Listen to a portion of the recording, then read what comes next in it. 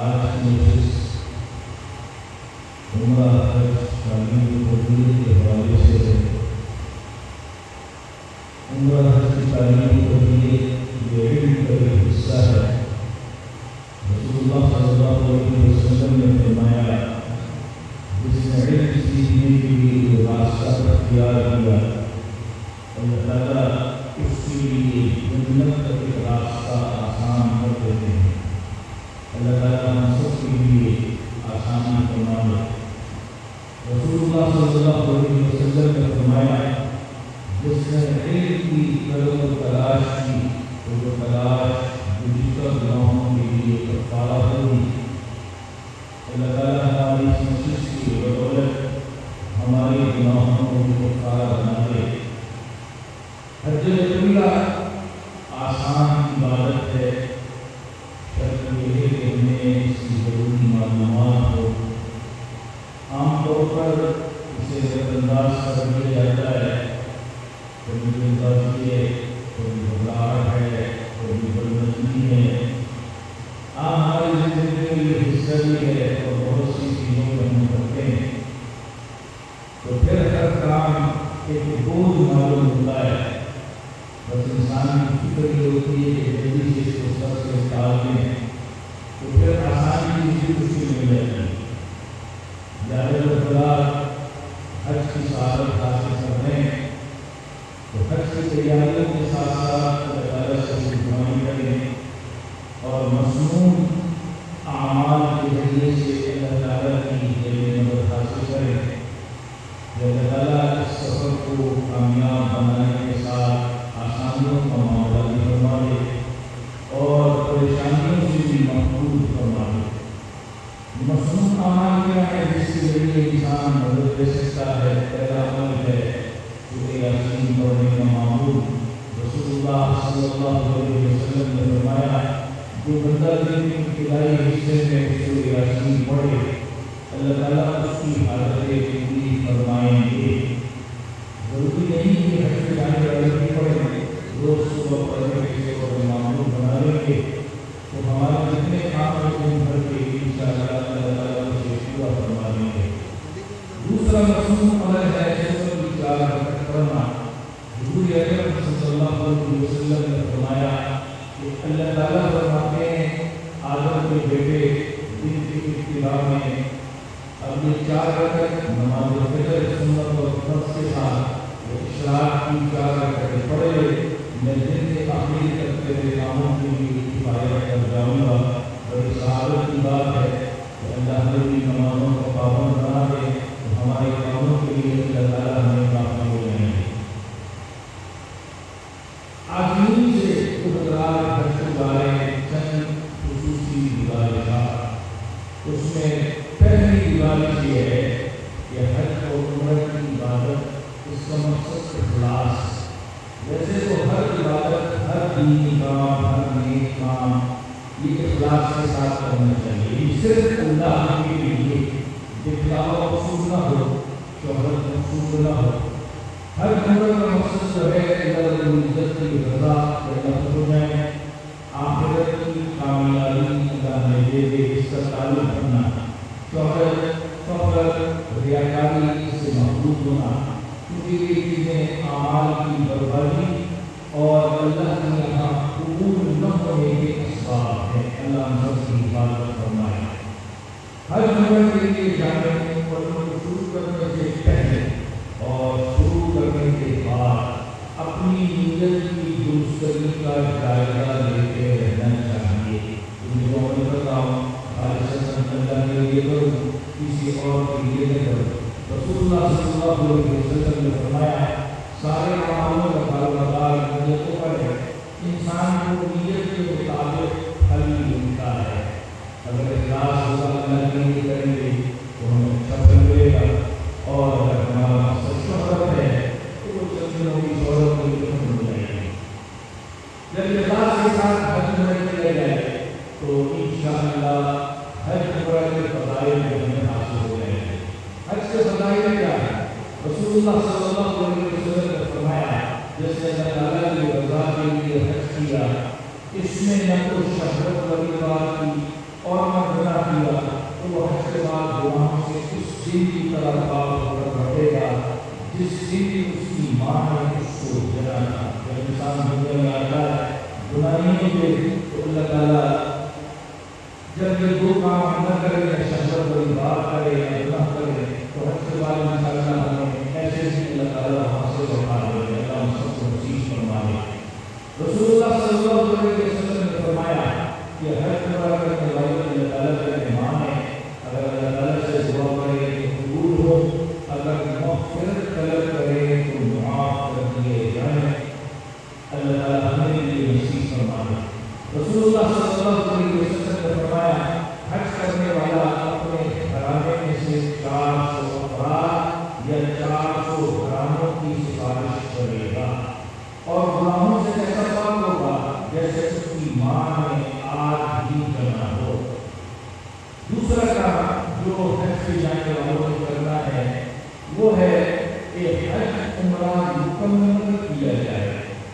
کیسے اس میں کسی چیز پر گناہ نہ ہو اور ہر عمل پر اللہ جل شانہ نے جو بدلہ رکھا ہے ہمیں اس کو حاصل کرنا ہے, جس کے لیے ابھی سے ظاہری باطنی تیاری کرنی ہے. ہر عمرہ کو اصول و ضوابط کے مطابق مکمل کرنے کی ہمیں کوشش کرنی ہے اور ساتھ یہ کرنا ہے کہ ابھی سے ہم پہلے نہیں سفر اس سے پہلے وہ ساری چیزیں جو منع ہیں ان سے ہم بچیں. ظاہر ہے جو چیزیں منع کی گئی ہیں وہ عبادات کی شان کے خلاف ہیں, ابھی سے ان سے ہم بچنا شروع کر دیں. تیسری چیز ہے یقین اور توکل. یہ یقین ہو کہ ہر کام اللہ رب العزت کی قدرت میں ہے. اگر یقین درست نہیں تو بڑے سے بڑا عمل بارگاہ الہی میں قبول نہیں. پھر اپنی مکمل کوشش سے اسباب اختیار کرنے کے بعد اللہ پر توکل. جو اسباب ہیں حج عمرہ کے جو پہلا سبب ہے وہاں جانے کے لیے سامان کی تیاری کرے, دوسرا سبب ہے اور جو سبب ہے ان کو اختیار کر کے اللہ پر بھروسہ کرے. عام طور پر اسباب اختیار کرنے میں کوتاہی کے ساتھ زبان پر گزر لیا جاتا ہے. وہ کیا ہے کہ اللہ تعالیٰ سب کر دیں گے. یقیناً اللہ تعالیٰ ہی سب کچھ کرنے والے ہیں, مگر یہ بھی ذہن میں رہے کہ اللہ تعالیٰ ہی اسباب اختیار کرنے کا حکم دے کر توکل کا حکم دیا ہے. پہلے اسباب اختیار کرو پھر دل بات پر توکل کرو. یاد رکھیے ضرور سوچ لیا کریں کہ اللہ کام آپ کے اختیار میں ہے, اگر آپ چاہیں تو ہوگا ورنہ نہیں ہوگا. چوتھا کام گناہوں سے توبہ.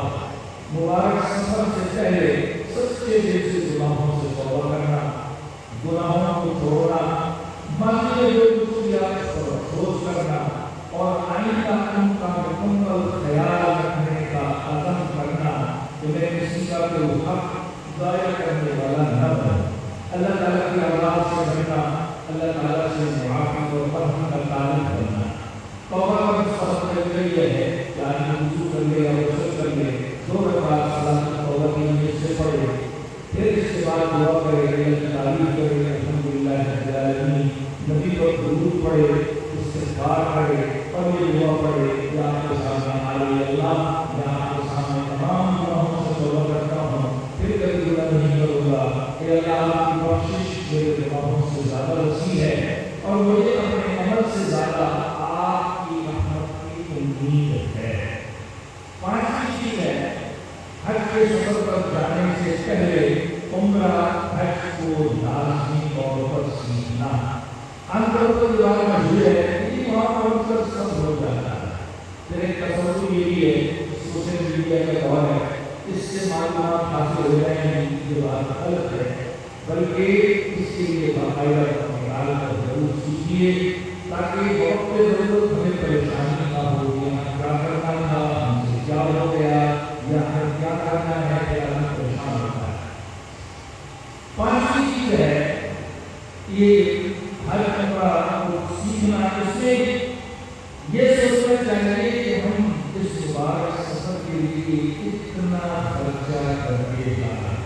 اگر اسے بغیر سیکھ کر چلے تو یہ سفر کا مقصد کہ یہ ہمارا پیسہ صحیح مصرف میں ہو, میرا حج قبول ہو, اگر اتنے پیسے خرچ کرنے کے بعد بھی ہمیں یہ حاصل نہیں ہے تو ہمارے لیے گھاٹے کا سودا ہے۔ لہٰذا جو حضرات سے تشریف لے جائیں ہر عمرہ ان کی عبادتوں کے بارے میں مطالعہ کیا جائے، جو سمجھ نہ آئے تو اللہ کے نام سے مدد حاصل کی جائے، انشاءاللہ آپ حضرات کو حاصل کی مواد مل جائے گا۔ اسی طرح موبائل ایپ کو ڈاؤن لوڈ کر لیں، اس کی انشاءاللہ تفصیل آپ کو مل جائے گی اور اس سے بھی فائدہ ہوگا۔ ساتویں چیز ہے اخلاق۔ ایک مسلمان ہونے کی حیثیت سے مسلمان کو اچھے اخلاق سے متصف ہونا چاہیے، ہر جگہ اس کے اخلاق اچھے ہیں۔ اگر برے اخلاق سے زندگی ہم ترقی ہوئی تو ظاہر ہے اس کو ترقی کرنی ہوئی، معافی مانگنی ہوئی، اور سفر حج اور عمرہ میں یہ ہم سے غلطیاں بہت ہوتی ہیں۔ کہاں ہوتی ہیں؟ ہوٹل کی جو رہائش گاہ ہے وہاں ہوتی ہے، یا حج عمرہ کے جہاں اعمال کیے جاتے ہیں، عرفات، مزدلفہ، مسجد الحرام، مسجد نبوی وغیرہ، ہمیں یہاں پر تواضع و انکساری کا مظاہرہ کرنا ہے، اور سب سے بڑی چیز یہ صبر کو اپنے ساتھ رکھنا ہے، صبر کو نہیں چھوڑنا ہے۔ بے صبری کا مظاہرہ ہماری عبادتیں خراب کر دیتا ہے اور اللہ بنا دیتا ہے۔ سفر کی وجہ سے انسان اپنے ملک سے، گھر والوں سے دور ہوتا ہے، چڑچڑا ہو جاتا ہے، پھر معمولی چیزوں کی وجہ سے چاہے کپڑوں میں ہو، پڑھائی، لڑائیوں کی صورت بدل جاتی ہے۔ اس سے بچیں۔ آج کل تو خیال کریں اگر لڑائی ہوگی تو آپ اپنے ملک بعد میں آئیں گے، آپ کی لڑائی کی ویڈیو پہلے آ جاتے ہیں۔ یاد رکھو وقت کا اہتمام کریں، انشاءاللہ ایسی کیفیت پیدا نہیں ہوتی۔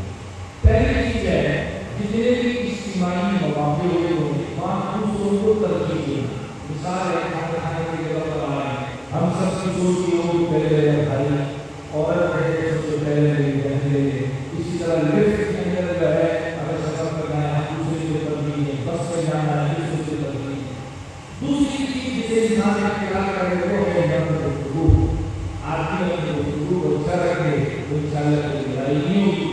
حضور اکرم صلی اللہ علیہ وسلم صحابہ کرام رضی اللہ تعالیٰ عنہم اجمعین پر نرمی کا معاملہ ہوتا ہے، سختی کی بجائے تعلیم دینے کی کوشش، غلطی کی اصلاح کرواتے اور کہتے ہیں کہ اپنا قرض بدل، ایسا نہ کرو ایسا کرو۔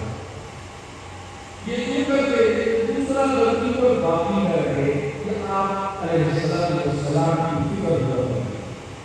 عام طور پر سفر وغیرہ میں کسی کو بڑے غلطی کی طرف رہنمائی کی جائے تو سامنے والا غلطی قبول کرنے کے لیے تیار نہیں ہوتا۔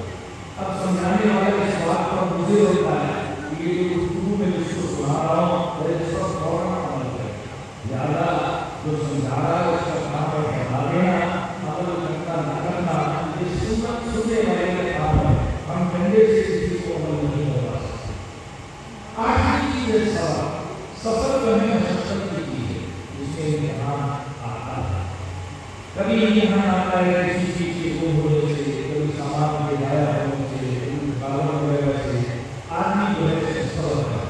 حضور اکرم صلی اللہ علیہ وسلم نے ہم عائشہ رضی اللہ تعالیٰ عنہا سے فرمایا تھا تیری مشقت کے بغیر تجھے اجر دیا جائے گا۔ انسان کو جو مشقتیں آتی ہیں اس کے اعتبار سے اللہ تعالیٰ ثواب دیتے ہیں، لہٰذا صبر پر مظاہرہ کرنا۔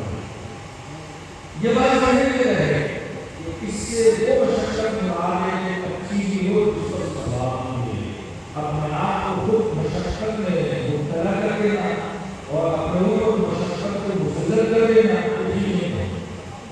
اور پھر اگر آزمائش آتی ہے اللہ تعالیٰ کے ساتھ اچھا جواب تو اللہ تعالیٰ ہر تکلیف پر اجر عظیم اور صبر کی وجہ سے مدد فرمائیں گے۔ تکلیف اور مشکلات کے بعد آسانی اور خوشحالی انشاءاللہ اللہ تعالیٰ عطا فرمائیں گے۔ نبی چیز ہے ہر ایک کا الگ اختیار۔ عام طور پر جب سفر حج کے لیے لوگ جاتے ہیں وہاں ہر چیز سے غافل ہو جاتے ہیں، نفسی کا عالم بن جاتا ہے۔ لہٰذا خواتین اسی طرح جو معذور ہوتے ہیں، اسی طرح عبادت میں جو مصروف لوگ ہوتے ہیں، ان کا خیال نہیں کرتے، سب کا خیال رکھتے ہیں تاکہ بد نصیبی کی صورت نہ ہو اور لڑائی نہ ہو۔ دوسری چیز ہے کہ اہل عرب کی برائی سے بچیں۔ تین چیزوں میں وقت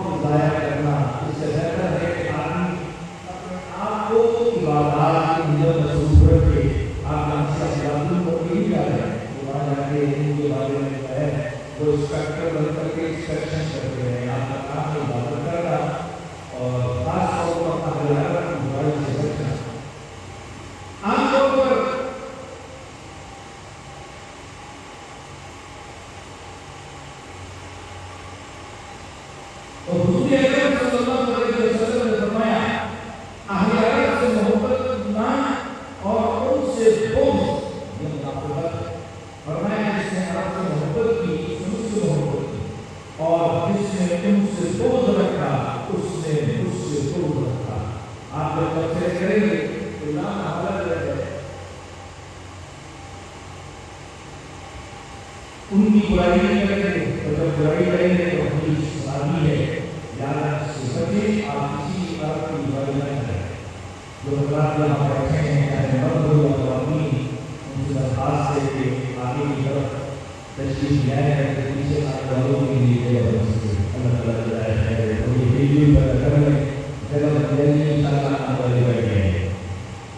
अब हमें सोचना ये है कि हज के मौसम में जो हज के अमाल हैं और दूसरा नमाज, इसके अलावा वहाँ पर कोई खास अमल मुकर्रर नहीं।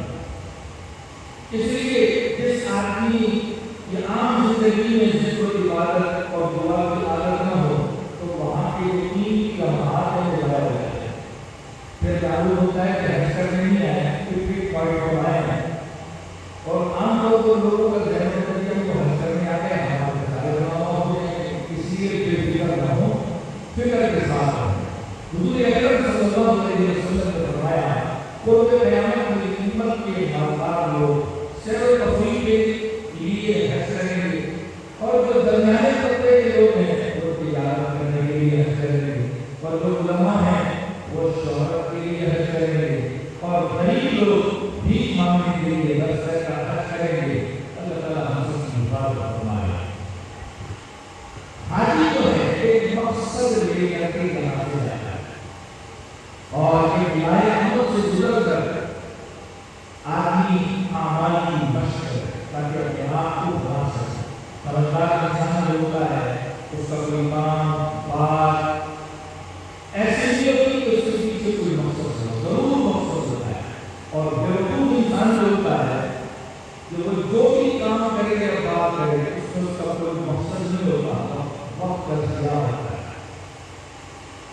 आमतौर पर हम यहाँ पर बड़ा अक्ल समझते हैं, हमें दुनियावी कामों में बड़ा ख्याल रहता है क्योंकि उसको आम मामूल की जिंदगी में कर रहे होते हैं, उसका मकसद भी पता होता है।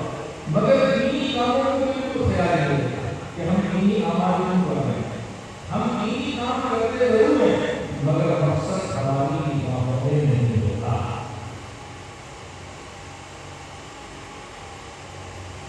अल्लाह ताला अपने दलील में फरमाते हैं,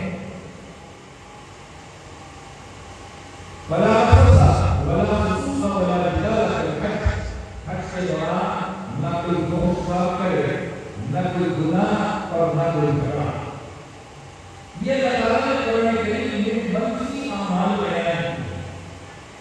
पहला बयान किया है कि जिनसी रुख की कोताहियों और बुरा करे। दूसरा बयान किया है कि जितने और गुनाह हैं ये भी न करे। गुनाह को हौल करना इंसान के लिए जायज़ नहीं, मगर खास मकामात पर करना ज़ाहिर बात है कि शिद्दत बढ़ाता है, अज़ाब की तरह है। हज़रत रसूल सल्लल्लाहु अलैहि वसल्लम फरमाते हैं कि बंदा किसी भी शहर में हो, बुरी नीयत का अमल से पहले उसकी पकड़ नहीं। अगर बुरी नीयत के अमल बुरे काम की नीयत करता है तो अल्लाह ताला उसको पकड़ते नहीं। मगर जब मकसद मुकद्दमा में हो, उसने अमल नहीं किया, सिर्फ बुरे काम की नीयत की है, तो वहाँ उसकी पकड़ हो जाती है। और फिर ये आयत के अलावा फरमाते थे, जो शख्स इसमें जुल्म करके तेरी राह में आएगा, हम उसे दर्दनाक अज़ाब का मज़ा चखाएंगे। अल्लाह हम सबको बड़े सच्ची समझ अता फरमाए और गुनाहों से बचाए। अल्लाह ताला ने इस आयत में एक और बयान किया है कि लड़ाई झगड़ा नहीं करना। ये तीन काम मंफी हो गए। हज करने पर सफर पर जाने से पहले अपना इलाज बना लें कि हमने इंशाअल्लाह इन कामों को नहीं करना। अब हमें करना क्या है? जो मुस्बत अमाल हैं उसमें अपना वक्त लगाना है। नमाज़ों का एहतमाम, दायरे ईमान के वास्ते से पहला अमल हमारी तरफ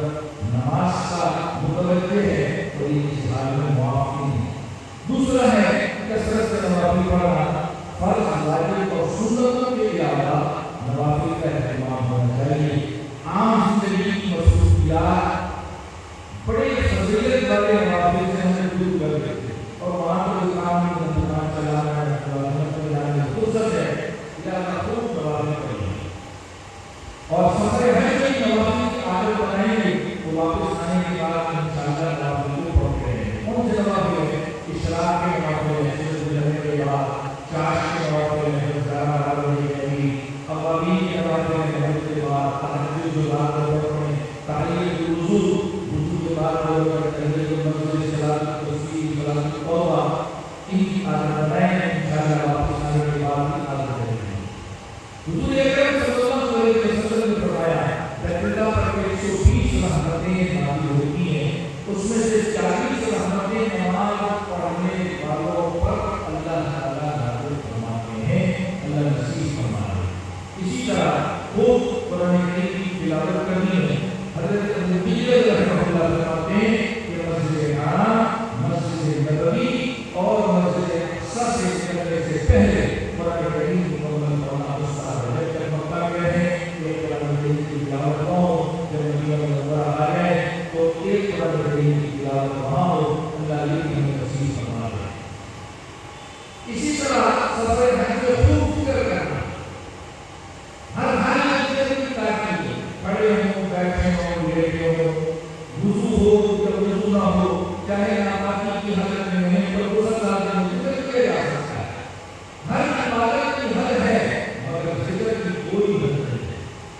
اسی طرح خوب کثرت سے تلبیہ پڑھنا، لبیک اللہم لبیک لبیک لا شریک لک لبیک ان الحمد والنعمۃ لک والملک لا شریک لک۔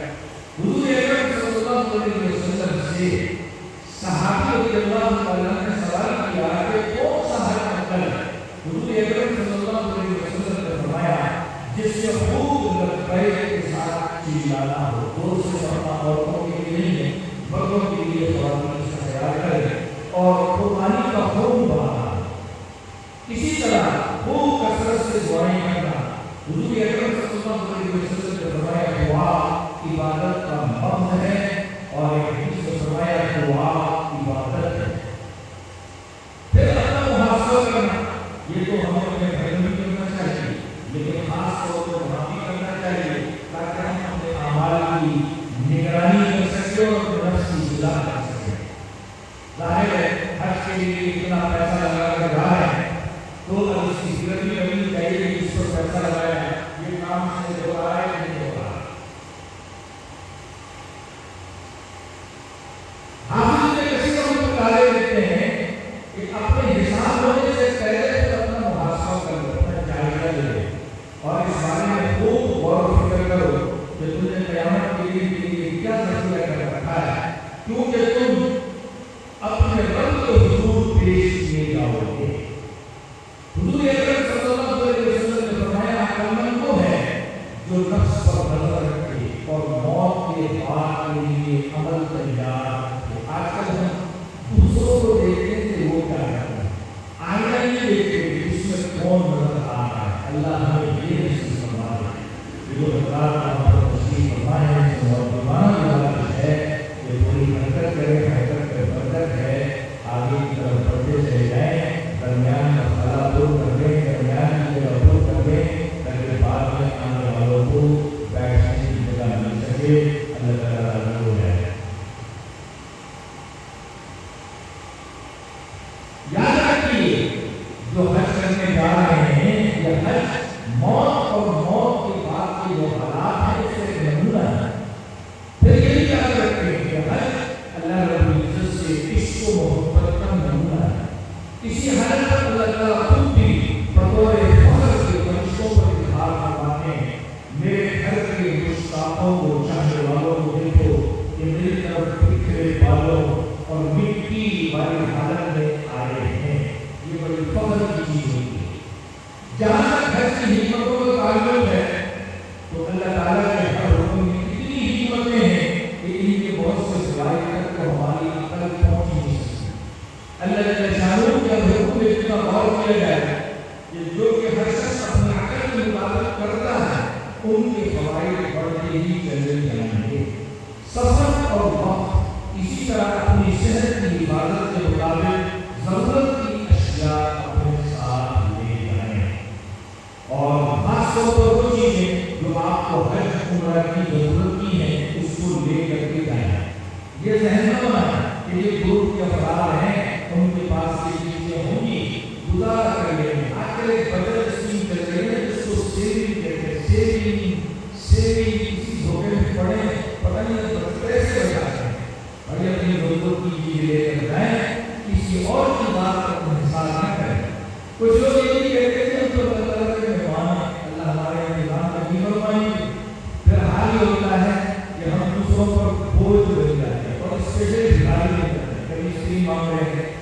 کبھی دعا مانگ رہے ہیں، کبھی دعا مانگ رہے ہیں، بھکاری ہو کے پڑ جائیں، اپنی ضرورت کی چیزیں ساتھ لے کر جائیں تاکہ کسی سے مانگنا نہ پڑے۔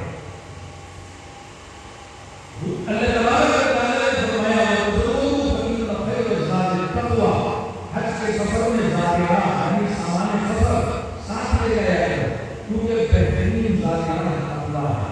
مفسرین نے لکھا ہے کہ یہ حکم حجاج کرام کو دیا گیا ہے جو اپنے ساتھ سفر کا سامان لے کر حج کو جاتے ہیں یا اپنے ساتھ لے کر جائیں۔ پھر سامان سفر کی حفاظت، گھر سے روانگی، واپسی تک اپنے سامان، خاص طور پر قیمتی چیزیں، نقدی، اسی طرح سفری دستاویزات، پاسپورٹ وغیرہ کی حفاظت کرنا۔ ہمارے گھر حضرات میں ٹھیکہ پاس ہوتے ہیں، وہ خواتین کو ٹھیکہ دے دیتے ہیں، ان کی نگرانی میں ساری چیزیں سلوک کر کے تو اپنے آپ کو آزاد سمجھتے ہیں۔ اب جب کوئی چیز غائب ہو جاتی ہے تو پھر ماشاءاللہ قبر وہاں بڑھ رہا ہوتا ہے، میاں کی ہر جگہ کے عوام نہیں کرتے، پھر آپس میں لڑ رہے ہیں، پاسپورٹ کی کر دیا، یہ کی کر دیا، وہ کی کر دیا۔ ابھی تھوڑی دیر پہلے میں نے اعلان کر دیا آپ کو بعد میں آئیں گے، آپ کے لڑائی کی ویڈیو پاکستان میں پہلے ہوتے ہیں، لوگوں کو تماشے کا موقع ہے۔ اب اس مبارک سفر کے لیے کن چیزوں کی ضرورت ہے؟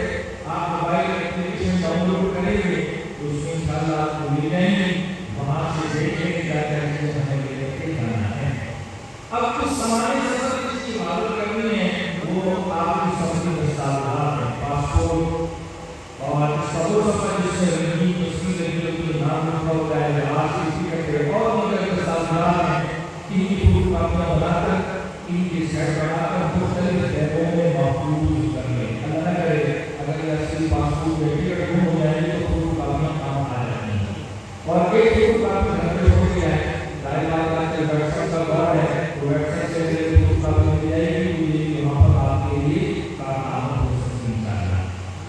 سفری دستاویزات میں آپ کو ایک کڑا دیا جاتا ہے، یہ بنا وغیرہ کے لیے ہوتا ہے، تو جب آدمی حج میں بنا جائے گا تو وہاں استعمال کریں، بعض آدمی اس کو گھر سے سہ لیتے ہیں، یہ آپ کو جہاز میں ایئرپورٹ پہ کام نہیں آئے گا، یہ کڑا بنانے کے لیے ہوتا ہے، مختلف رنگوں کا ہوتا ہے، ایک رنگ آپ کے سامنے ہمیں واضح نہیں ہے۔ اس کو باندھتے کیسے ہیں؟ اس کا نمونہ آپ کے سامنے یہ آ گیا ہے۔ اب کچھ لوگ سعودیہ پہنچ کے پہلے اس کی ضرورت نہیں ہے، جب آپ 7 ذوالحجہ یا 8 ذوالحجہ کو منا جائیں گے اس وقت کو باندھیں آپ۔ اسی طرح آپ جب منا جائیں گے تو اس کے لیے آپ کا جو مقصد ہے جس کو خیمہ کہتے ہیں اس کا کارڈ دیا جاتا ہے، اس پر نمبر لکھا ہوتا ہے، اس نمبر کو اپنا یاد رکھیں، آپ کا یہ خیمہ نمبر ہو یا لکھا ہے یا انگلش لکھا ہے تو آپ اس سے جو ہے اپنے خیمے تک پہنچ جائیں گے اور پریشانی نہیں ہوگی انشاءاللہ۔ اب جب ملن کے لیے ہو جاتا ہے کہ وہاں ایسا سائن بورڈ لگے ہوتے ہیں، مقصد خیموں کے لیے انگلش کیمپ لکھا ہے، اس پر یہ نمبر ہے، آپ اپنے خیمے تک پہنچ سکتے ہیں، اور آپ کے ساتھ جو خواتین ہیں بوڑھے ہیں انہیں بھی نمبر یاد کروا دیں تاکہ اگر کوئی آگے پیچھے ہو جائے تو خیمہ نمبر کسی سے پوچھ کر آپ تک پہنچ سکتے۔ روانگی سے پہلے مصنون اعمال کے لیے دو رکعت پڑھی صلاۃ الفجر کی، پہلی رکعت میں سورۃ الکافرون اور دوسری میں سورۃ الاخلاص، یا دوسری سورت دوسری یعنی دو رکعت پڑھنے میں دوسری سورت، پہلی رکعت میں سورۃ الفلق اور دوسری میں سورۃ الناس پڑھیے، نماز کے بعد آیت کرسی اور سورۃ القریش پڑھیے۔ اس کی برکت سے اللہ تعالیٰ کرم فرمائیں گے کہ سفر سے واپسی تک انشاءاللہ حالات درست رہیں گے اور انشاءاللہ کوئی ایسا حادثہ کوئی واقعہ پیش نہیں آئے گا جو ہمیں پسند نہ ہو۔ گھر سے نکل کر دعا پڑھیے، دیگر مصنون دعاؤں کا اہتمام کیجیے، انشاءاللہ دعاؤں کی کتاب آپ کو تحفے میں مل جائے گی۔ اس سے گھر سے واپسی سے لے کر واپسی تک کی ساری دعائیں ہیں، چھوٹی سی کتاب ہے، آپ اپنے کام سے چھوٹے بیگ میں رکھ سکتے ہیں، موقع موقع جو ہے اس کتاب سے بھی پڑھ سکتے ہیں۔ اسی طرح المولود موبائل ایپ اس کو ڈاؤن لوڈ کر کے فری، اس سے کوئی پیسہ نہیں، آپ پریشان نہ ہو، یہ ساری دعائیں اس سے موجود ہیں، اس سے پڑھتے رہیں۔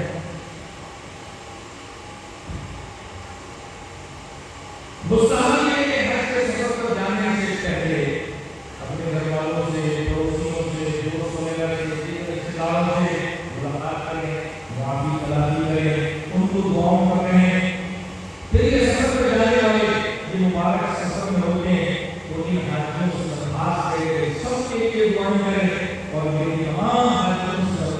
ہے کہ آج یہ پروگرام آپ کے سامنے سجا ہے، اس کے سجنے میں دنوں کی، مہینوں کی، سالوں کی اور سب سے بڑھ کر فکروں کی اور عملی محنت جو ہے ہم سب کے لیے دعائیں فرمائیں۔ اللہ تعالیٰ ان محنتوں کو عام بھی فرما دے، اس کو قبول بھی فرما دے اور ہم سب کی بارگاہ کی حاضری وہاں نصیب فرما دے۔ بس اور عورت گھر سے روانگی سے پہلے احرام، اب بس کیا کرے، یا تو گھر سے یا ایئرپورٹ سے احرام باندھے۔ اب اس کے بعد خیال رکھیں وہ ہو جائے گا جن کی فلائٹ سعودیہ ڈائریکٹ نہ ہو بلکہ وایا ہے۔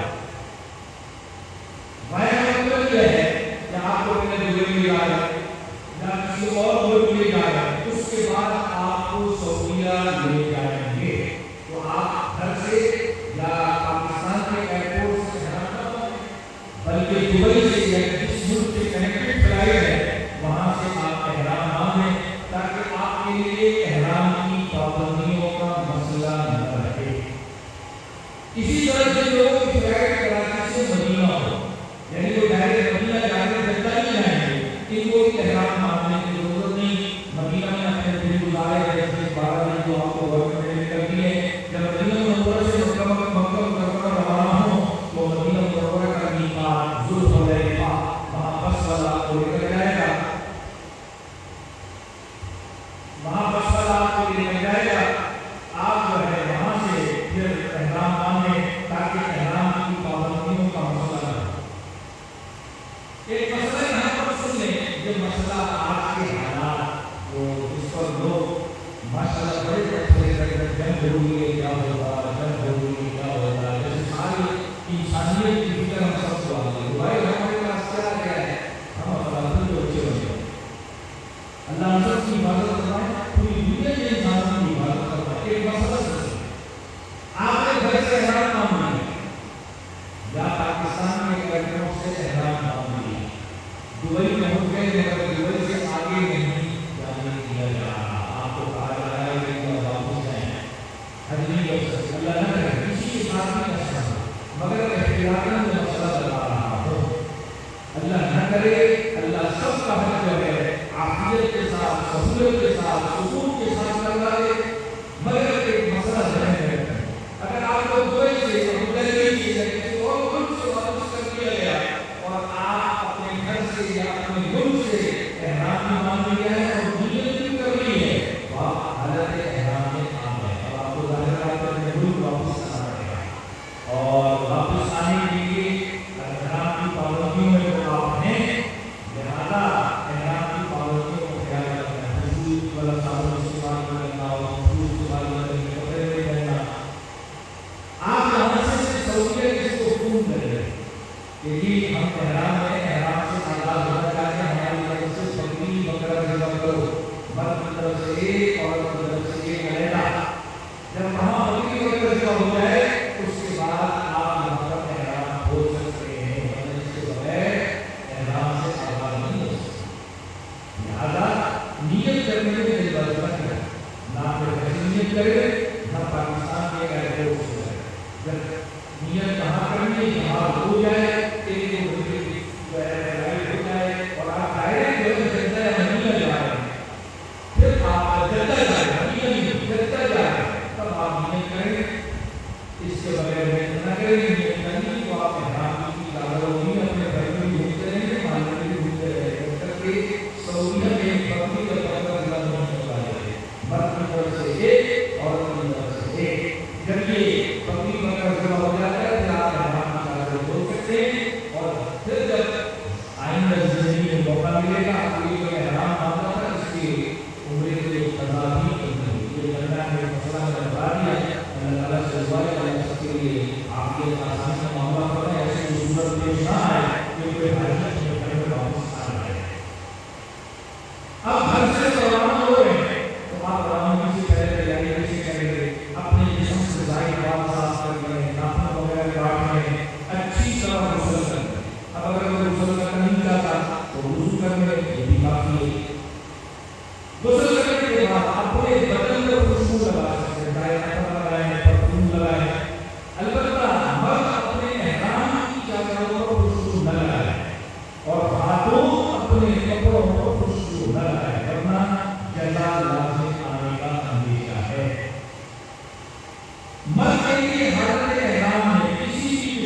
کے سلے ہوئے کپڑے پہننا، جو ہم عام طور پہ عادت میں پہنتے ہیں، شلوار، قمیص، پینٹ شرٹ، گرم چادر، ٹوپی، رمضان وغیرہ سب منع ہے۔ اسی طرح بند جوتے پہننا بھی منع ہے۔ لہٰذا احرام پہننے سے پہلے ساری چیزیں اتارنا، بعض لوگ بھول جاتے ہیں اندر کا رمضان اندر نہیں اتارتے، غلط ہے۔ ساری چیزیں آپ نے اتارنی ہے۔ مرد کے لیے یہ مسئلہ، مرد کے احرام کو باندھنے کا طریقہ، احرام باندھنے کی جو چادر ہے، یہ چادر اپنے ایک ڈیڑھ ملا کر دونوں کانوں کے درمیان فاصلہ رکھے، پاؤں ملا کر فاصلہ رکھے۔ احرام کی چادر اس کا جو دائیں والا حصہ ہے، اس کو آگے والا سیدھے ہاتھ میں پکڑ لیں اور دائیں ہاتھ سے پکڑے کے چادر کے اوپر وہ دائیں بغل کی نیچے دبانے کی تصویر آپ کے سامنے آ رہی ہے۔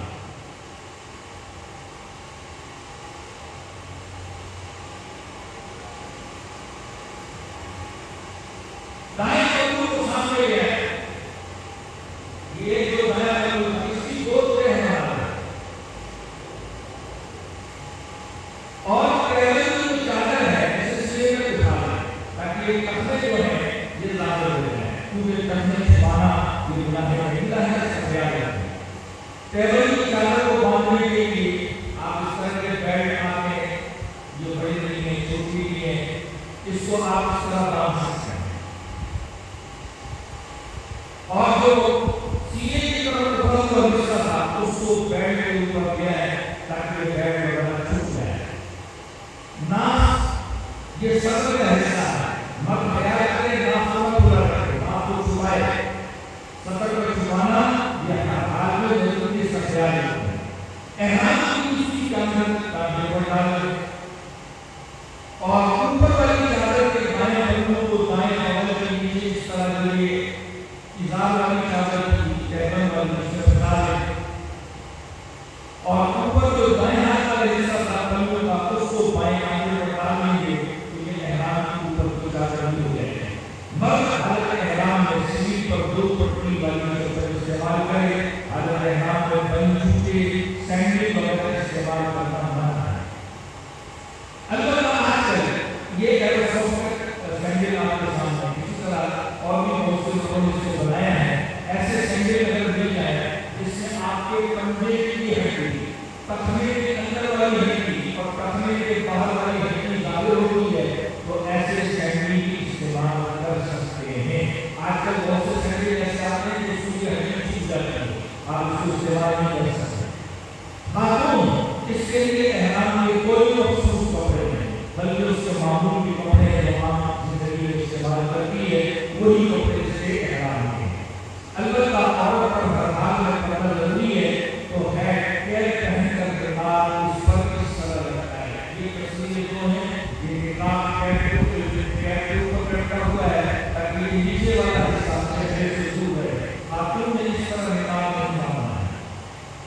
جب بھی نقاب چہرے سے چھپنے لگے تو خاتون کو چاہیے کہ فوراً اسے دور کر دے۔ اگر خاتون نے حالت احرام میں اپنا چہرہ نقاب سے یا کسی اور چادر سے چھپایا تو اس کی جزا لازم ہوگی۔ جہاز یا ہوٹل کے کمرے میں ٹھنڈک کی وجہ سے بھی چہرے کو نہ چھپائے۔ یہ نقاب کا استعمال اس وقت ہے جب خاتون کو پردہ کرنا ہوتا ہے۔ اگر خاتون کے کمرے میں جیسے خواتین وغیرہ آپس میں بیٹھیں یا خاتون کو تنہائی میں نشر آ گئی، اب نقاب کی ضرورت نہیں، اس کو اتار آسان انداز میں کہوں، خاتون جب کسی پرائے مرد وغیرہ کو دیکھتی ہے تو فوراً اپنا چہرہ چھپاتی ہے، اسی طرح یہ نقاب لگتا ہے۔ مرد حالت احرام میں گھڑی، انگوٹھی اس کو استعمال کر سکتا ہے۔ اسی طرح خاتون یہ دو چیزیں مرد کے لیے، خاتون بند جوتے پہننا چاہے، جوتی استعمال کرنا چاہے، دستانے گوجے پہننا چاہے تو یہ اس کے لیے جائز ہے۔ عورت کے لیے احرام پہننے کے بعد 2 رکعت نوافل ادا کیجیے۔ مرد یہ 2 رکعت نوافل ٹوپی پہن کر ادا کرے، ٹوپی پہن نماز پڑھنے کے بعد پھر ٹوپی کو جو ہے وہ اتار کے ایسا نہ ہو کہ خیالی میں سفر رہے اور اپنی نیت کر لے اور پھر جزا نہ کرے۔ ایک بات یاد رکھیں، ہر عمرہ کی نیت کرنے کے بعد کوئی نماز کو بھی پہن کر نہ پڑھے جب تک حالت احرام میں ہے۔ نوافل ادا کرتے وقت جو ممنوع جس سے نماز پڑھنا منع ہے اور مقبول وقت اس کا خیال رکھو۔ ممنوع وقت کیا ہے؟ جب سورج شروع ہوتا ہے، زوال ہوتا ہے، غروب ہوتا ہے۔ اور مقبول وقت کیا ہوتا ہے؟ فجر کے فرض پڑھنے کے بعد سے سورج نکلنے تک اور عصر کے فرض پڑھنے کے بعد سے غروب آفتاب تک۔ اگر کوئی خاتون ہے جو نفاس سے پاک نہ ہو اور وہ حج کے سفر پر جا رہی ہے تو صرف غسل کر کے نیت کر کے حالت احرام میں آ سکتی ہے۔ عمرہ کی نیت گھر کا ایئرپورٹ سے نہ کرے بلکہ جب جہاز چلتا ہے ایئرپورٹ کے لیے اڑان بھرے تو 1 یا 1.5 گھنٹے کے بعد نیت کیجیے، ورنہ ایئرپورٹ کے جہاز میں مسافروں کی آمد کے وقت جو خوشبو چھڑکی جاتی ہے ایسا نہ ہو کہ گر جائے اور بد لازم نہ جائے۔ پھر جب جہاز میں کھانا ملتا ہے تو وہاں ایشو کیا جاتا ہے کہ خوشبو والا ہوتا ہے اور جب خوشبو آپ کے ہاتھوں میں لے لی تو جلا لازم ہے۔ اب عمرہ کی نیت ہے یہ آپ کے سامنے ہے، آپ کو کتاب ملے گی، اس میں بھی مل جائے گی، عربی میں بھی ہے، اردو میں بھی ہے، آپ کی مرضی ہے عربی میں پڑھیں یا اردو میں پڑھیں، دونوں صورتوں میں آپ اس کو پڑھ سکتے ہیں۔ عمرہ کی نیت کے بعد تلبیہ یہ لبیک اللہم لبیک اس کا پڑھنا ضروری ہے۔ ایسا نہ ہو کہ صرف نیت کریں اور تلبیہ نہ پڑھیں بلکہ تلبیہ ضرور پڑھیں۔ عمرہ کی نیت اور تلبیہ پڑھنے کے بعد احرام کی پابندیاں لاگو ہو جاتی ہیں، لہٰذا تمام چیزیں جو حالت احرام میں منع ہے اب ان سے بچ جائیے۔ حالت احرام میں مرد کو سونا پہننے موقع مل جاتا ہے تو اس بات کا خیال رہے کہ اپنا سر اور اپنے پاؤں احرام کی چادر سے نہ چھپائے۔ اب احرام کی چادر ضروری نہیں، آپ کو کمبل مل گیا، گرم چادر مل گئی، اس سے بھی نہ چھپائے ورنہ جزا لازم ہو جائے گا۔ اسی طرح جہاز میں اپنے کمرے میں کسی ٹھنڈک محسوس ہوتی ہے تب بھی چادر سے اپنے پاؤں اور سر کو چھپانے سے بچیں۔ اب مرد اور عورت کے احرام کے تفصیلی مسائل اور احکامات اس کے پرچے انشاءاللہ آپ کو مل جائیں گے، ان سے رہنمائی حاصل کیجیے۔ ابھی ہم آپ کو اس کی تصویر دکھاتے ہیں، اس سے پہلے اعلان دوبارہ سماعت فرمائیں کہ جن جن احباب کے قریب جگہ خالی ہے آگے بڑھتے چلے جائیں تاکہ بات آنے والوں کو پیچھے جگہ مل سکے۔ ایک دوسرا اعلان بھی سماعت فرمائیں کہ آپ کے دائیں بائیں پانی کی بوتل، خالی تھیلی پھینکنے کے لیے 10 کی مردوں والے حصے میں اور خواتین والے حصے میں رکھی ہیں۔ حضرات کرم پانی کی خالی بوتل اور تھیلیاں ڈسٹبن میں ڈال کر لے جائیں یا اپنے ساتھ لے جائیں، جہاں آپ بیٹھے ہیں اس جگہ کو اسے پھینک کر رکھیں۔ مرد جو احرام باندھتا ہے اس کا انشاءاللہ ایک تفصیلی پرچہ آپ کو مل جائے گا، آپ نے اس کے نمبر کو دیکھ کر کام کرنا اوپر نمبر لگائے، اس کے تفصیلی احکام اس کے پشت کے اوپر ہے، اس کے بعد جو لال رنگ سے لکھا ہے آپ نے اس سے بچنا ہے۔ جو چیزیں لال رنگ سے لکھی ہیں اس سے آپ نے بچنا ہے۔ یہاں پر کچھ مسائل خواتین کی، جب عمرہ حج کی روانگی ہو اور عورت کے ایام شروع ہو جائے تو عورت عمرہ حج کی نیت کر سکتی ہے، تلبیہ پڑھ سکتی ہے، حالت احرام میں آ سکتی ہے۔ کیا نہیں کر سکتی؟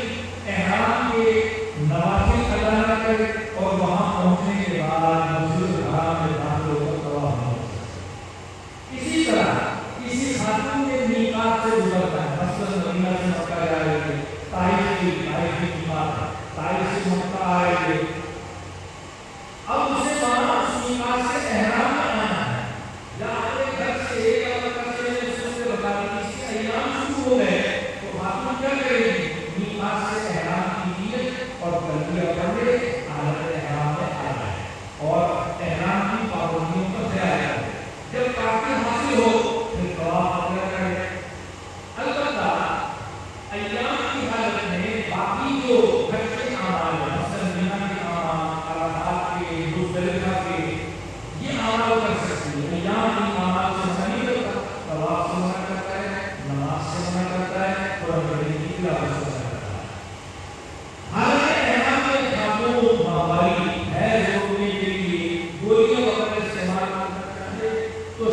کوئی پابندی نہیں، بس اپنی صحت کا خیال رکھے، جس کے لیے ڈاکٹر کا مشورہ ضروری ہے، یا ہمارا مشورہ ہو جائے کام نہیں آئے گا۔ اب کسی خاتون کے گولیوں کو استعمال کریں، مہماری کو تو یہ اور شرم پاک ہے، اب سارے کام کر سکتے ہیں۔ لیکن اگر کسی خاتون کے گولیوں کھائیں مگر اس کے استعمال کے باوجود کوئی خاتون کو دیکھا کہ یہ خون کا قطرہ آ گیا یا دھبا یا پیشاب میں لالی سرخی آ گئی ہے، تو یہ عورت اپنے آپ کو پاک شمار نہ کرے، یہ ایسی حالت میں ہے یا یہ کام منع ہے اس وجہ سے۔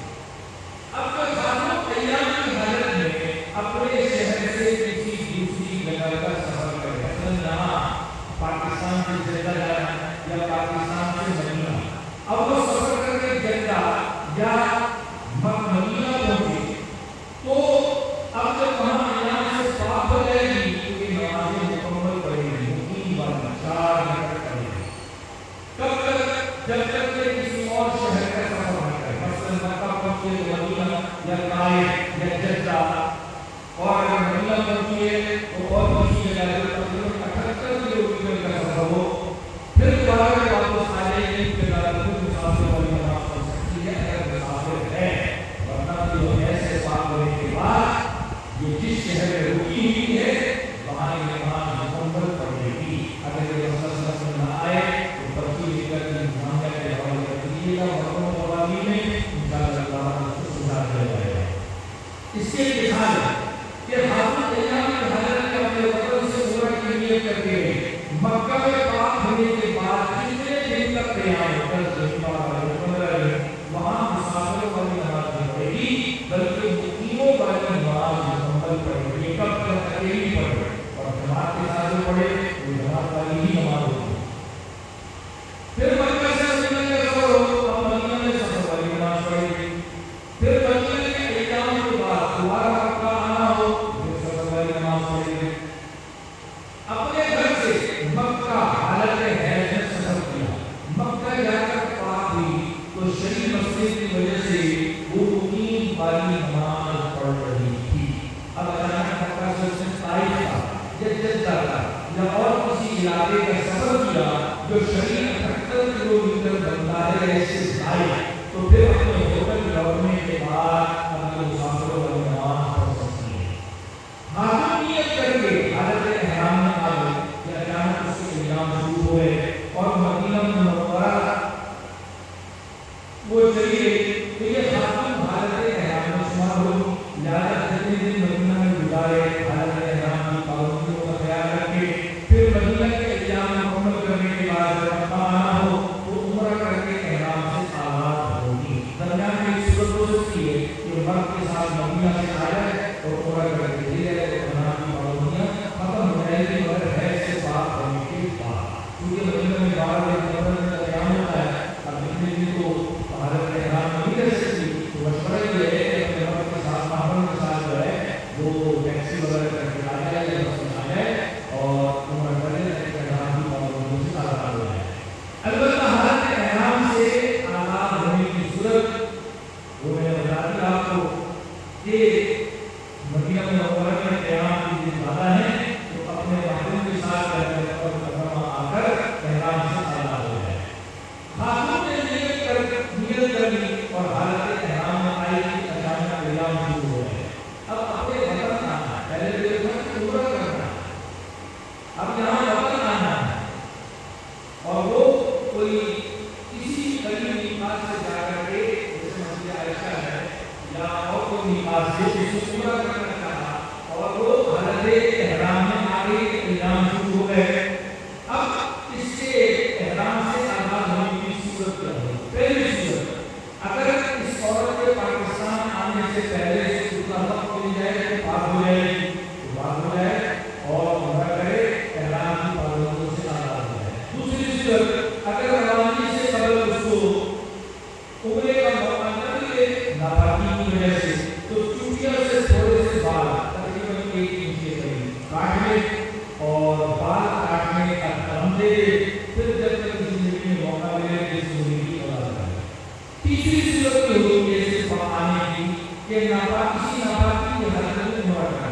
اور ناپاکی کی حالت میں طواف کرنے کا دم ہے، کیونکہ ہے اس کی حالت ناپاکی کی ہے، اسی طرح بے وضو ہونے کی حالت ناپاکی کی ہے، اور یہ عورت جو ہے اس کی حالت میں ناپاکی کی حالت میں طواف کرنے سے بندے دے تو یہ اس کا اور حالت احرام بھی اس سے یہ آزاد ہو جائے۔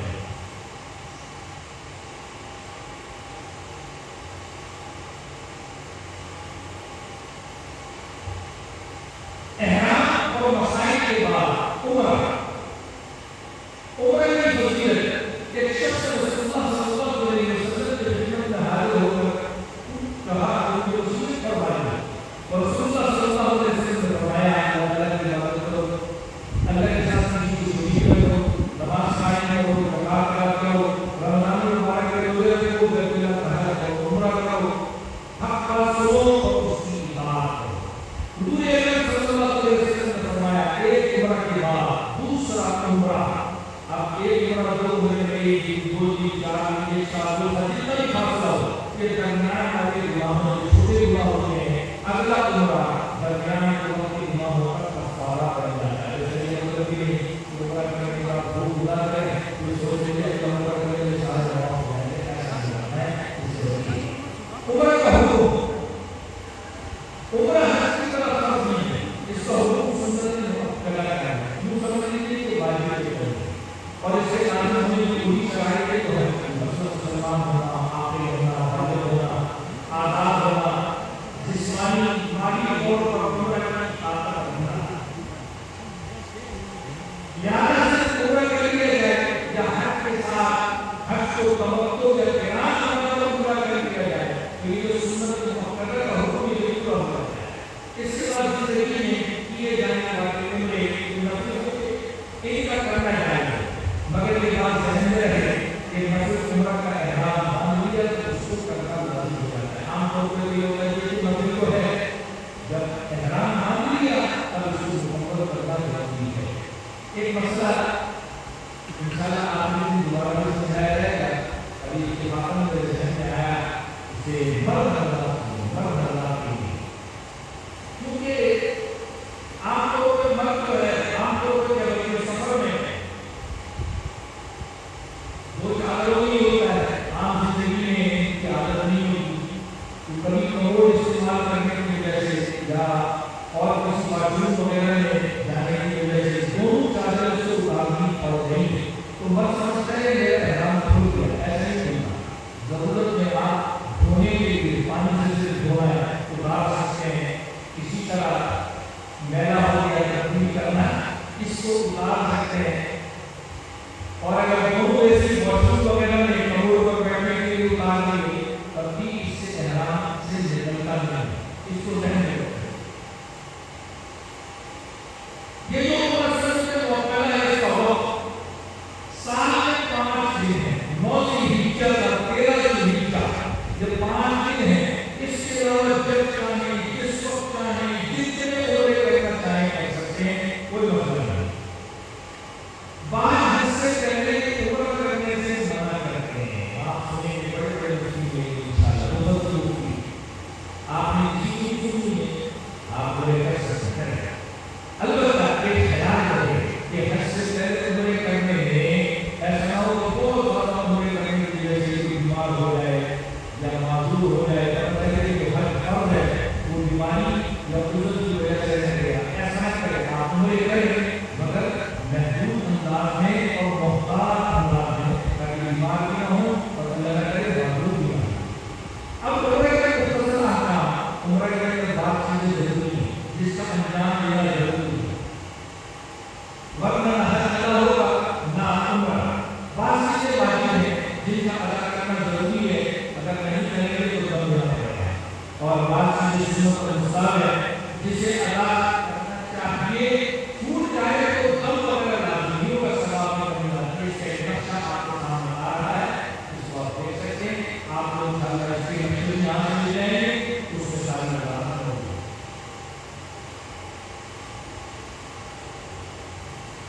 یہ نقشے وغیرہ اپنے پاس محفوظ رکھیں، اس سے فائدہ اٹھائیں، اور موبائل ایپ کے اندر بھی ساری چیزیں موجود ہیں، آپ اس کو دیکھ سکتے ہیں، اس کی تفصیل آپ کے سامنے آ رہی ہے۔ یہ عمرے کا پورا چارٹ ہے،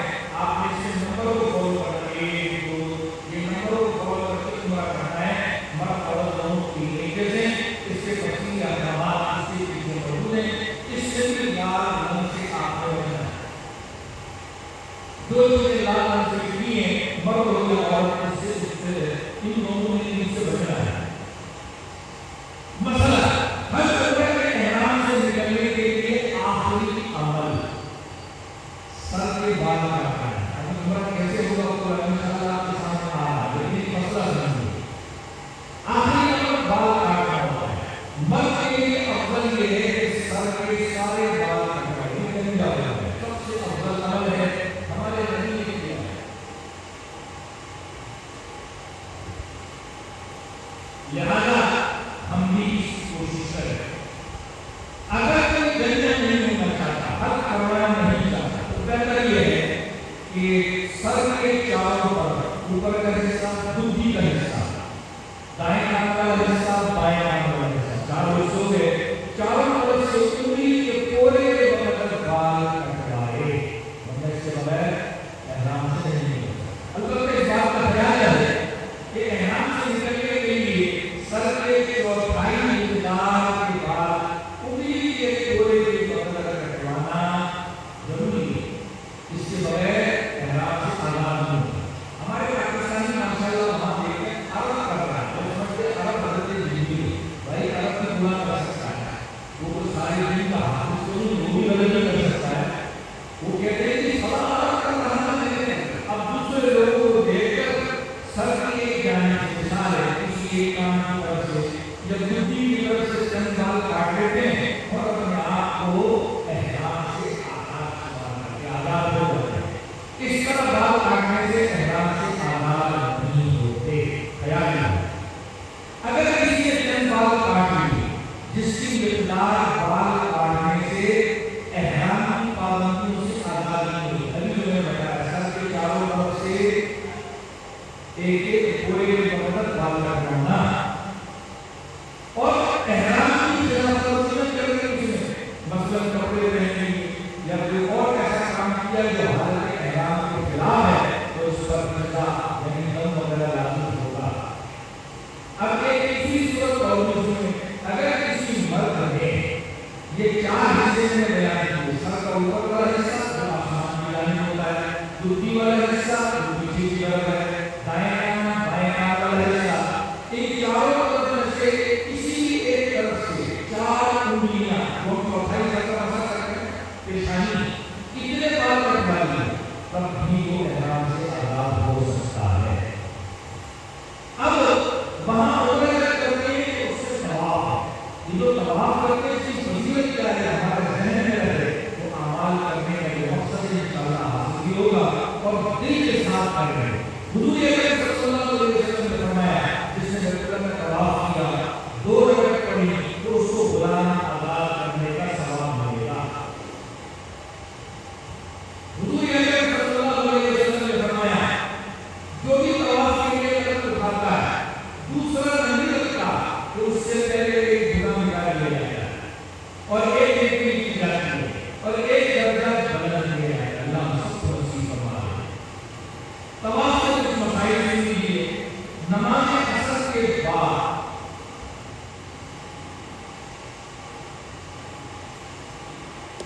ادا نماز اور قضا نماز اس کے علاوہ دیگر ساری نمازیں نہیں ہو. یعنی آپ عصر کے فجر کے بعد قضا نمازیں پڑھ سکتے ہیں، نفل وغیرہ نہیں پڑھ سکتے، طواف کی 2 رکعتیں نہیں پڑھ سکتے، تحیۃ المسجد نہیں پڑھ سکتے. لہٰذا عصر سے مغرب کے درمیان آپ جتنے چاہیں طواف کریں. ہر طواف کی 2 رکعتیں نماز مغرب کے بعد ادا کریں.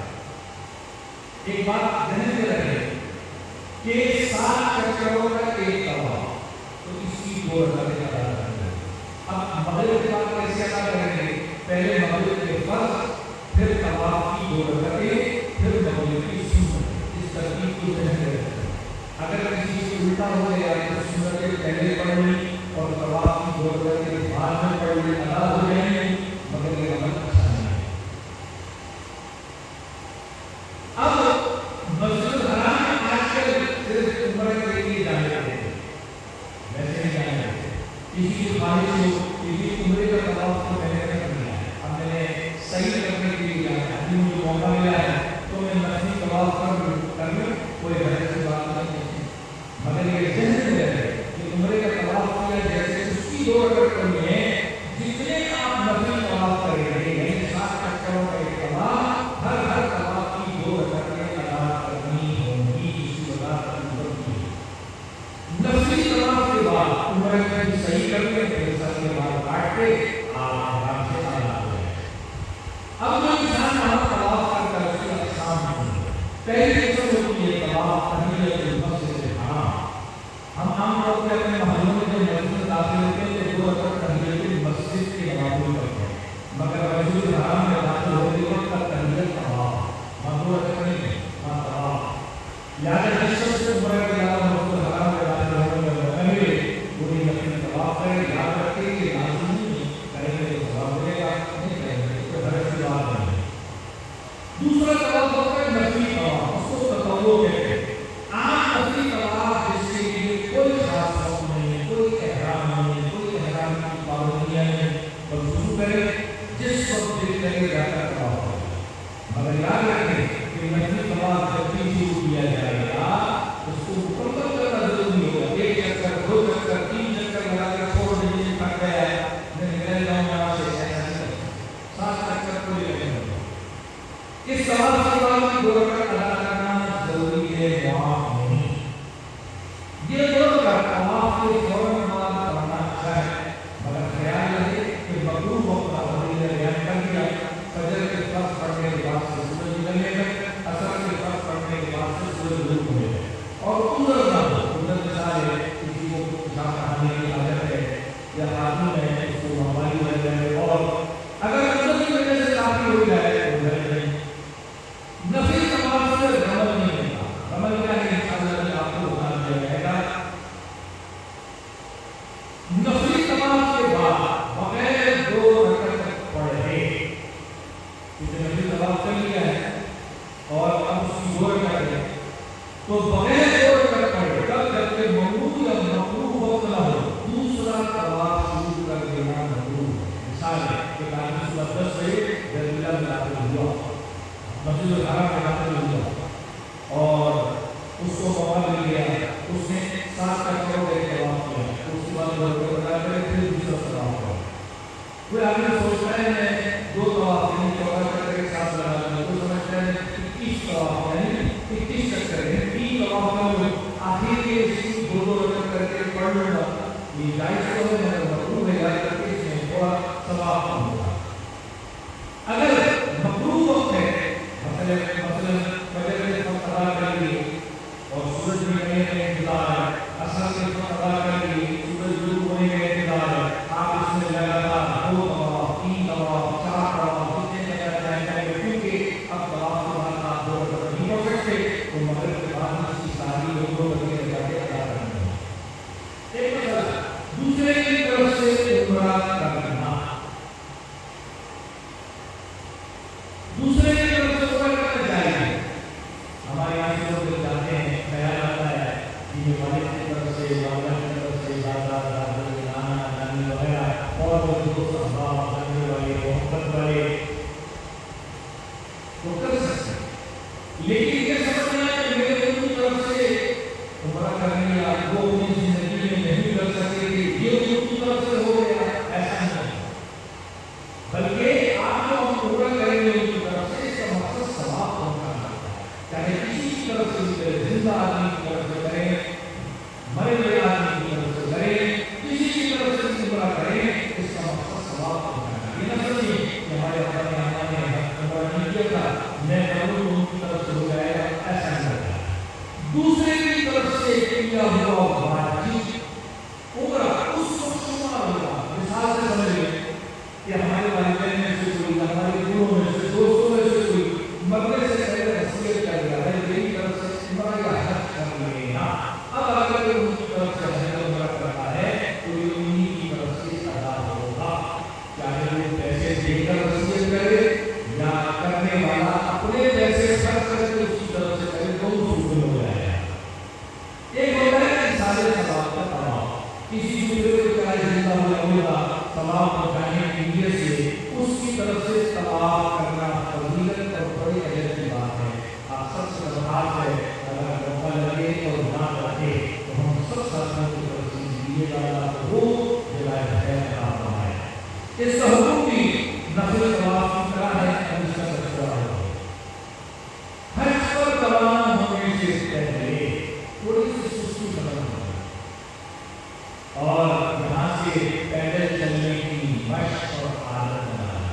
اس لیے یہ حج عمرہ میں پیدل چلنا کافی ہوتا ہے۔ عادت نہیں بنی ہوگی تو مشکلات ہوگی، پھر پریشانی ہوں گے، پھر چند قدموں کے فاصلے پر دنیا میں ماشاء اللہ راستے ہو جائے گا تو ایک تھک جاتا ہے، دوسرے کو بولا ہوتا ہے، تو یہاں سے انشاءاللہ عادت بنائیں گے۔ گھر میں رہے تو چھوٹے قدم دے کے چلے چلنے کی عادت بنائیں۔ موبائل پہ چلنے کے لیے اگر ہم طلاق دے دیں تو انشاءاللہ اس کی عادت بن جائے، کیونکہ شیشے پہ ہم لکڑے لگاتے ہیں، ٹائم زیادہ کرتے ہیں، اس کو چلنے کے لیے طلاق دے دیں گے تو انشاءاللہ ہمارے مسئلہ ہو جائے گا۔ اس کے بعد جو کچھ ہم نے بیان کیا، آپ نے اپنے گھر سے عمرہ کیسے کرنا ہے اس کی مکمل ویڈیو آپ کے سامنے آ رہی ہے، اس کو توجہ سے دیکھیں۔ یہ ویڈیو آپ موبائل ایپ میں دیکھ سکیں گے، وہاں سے بھی گھر میں اس کو دیکھیں اور وہاں سے آپ کو پھر بچے وغیرہ لگیں گے بھی دیکھیں۔ انشاءاللہ جانے سے پہلے آپ کو یہ ساری چیزیں اللہ کرے کہ یاد بھی ہو جائیں اور سمجھ بھی آ جائے۔ کچھ گزارشات ہیں۔ پہلی گزارش یہ ہے کہ موبائل ایپ اس کی حالت کر کے آپ کے سامنے کال سے مل جائے گی۔ جو خواتین ہیں وہ انتظامیہ ان سے رابطہ کر کے پرچی لیں اور اس کو بارکوڈ دیا ہے کہ موبائل اپلیکیشن جو ہے موبائل میں انسٹال کر کے گھر میں اس کو مطالعہ کریں، وہ بھی اس کی ویڈیو دیکھیں، انشاءاللہ ہر جگہ آسان ہو جائے گا۔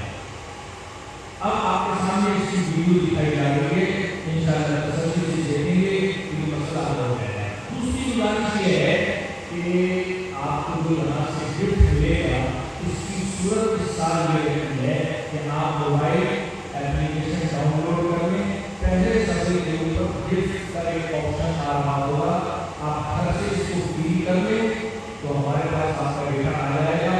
کل آپ جیسے یہاں پر آئیں ڈائریکٹ اس کال پر جا کر اپنا نام بتا دیں اور اپنا بل وصول کر لیں۔ خواتین نے جو خواتین مردوں کے ساتھ آئی ہیں تو مرد حضرات خواتین کا اندراج اسی اپنے پرچے کے اندر ہی کر سکتے ہیں، تو ساری تقسیم موجود ہے، خواتین کو الگ سے اس فارم میں فل کرنے کی ضرورت نہیں۔ اب وہ خواتین جن کے ساتھ کوئی مرد نہیں آئے ہیں تو انتظامیہ خواتین سے موبائل اپلیکیشن سے پرچی لے لیں، اس موبائل اپلیکیشن کو ڈاؤن لوڈ کر لیں، اس کے پہلے سے کا پرچہ آ رہا ہوگا، اپنے گھر میں بیٹھ کر اس کو تسلی سے اس کو پھول کر لیں، وہ کل انشاءاللہ جہاں آئیں اس کال سے کسی بچے کو بھیج کر نام بتا کر اپنے دل وصول کر سکتے ہیں۔ اب آپ اس کی ویڈیو دیکھیں۔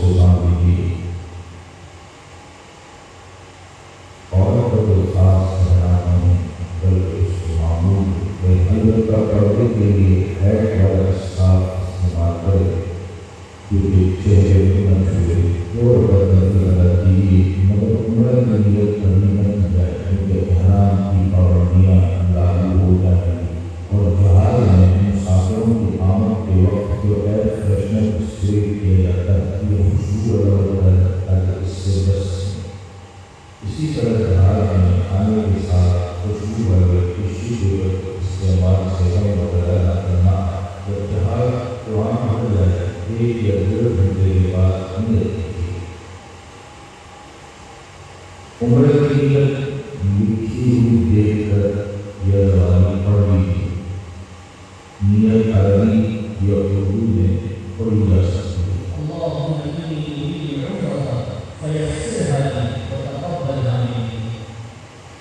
اے اللہ، میں عمرہ کا ارادہ کرتی ہوں، اسے آسان فرما کر قبول فرما لیجیے۔ عمرہ کی نیت کے بعد تلبیہ ضرور پڑھیے۔ لبیک اللہم لبیک لبیک لا شریک لک لبیک ان الحمد والنعمت لک والملک لا شریک لک۔ عمرہ کی نیت اور تلبیہ پڑھنے کے بعد اب احرام کی مکمل پابندیاں لاگو ہو جائیں گی۔ لہٰذا وہ تمام چیزیں جو احرام کی حالت میں منع ہیں ان سے احتیاط کیجیے۔ مکہ المکرمہ ہوٹل پہنچنے کے بعد اطمینان کے ساتھ سامان کو ترتیب سے رکھیے۔ کھانا پینا نماز آرام وغیرہ سے فارغ ہو کر حرم کو روانہ ہو گئے۔ مسجد میں داخل ہونے کی دعا پڑھی۔ بسم اللہ والصلاة والسلام على رسول اللہ اللہم اغفر لی ذنوبی وافتح لی ابواب رحمتک۔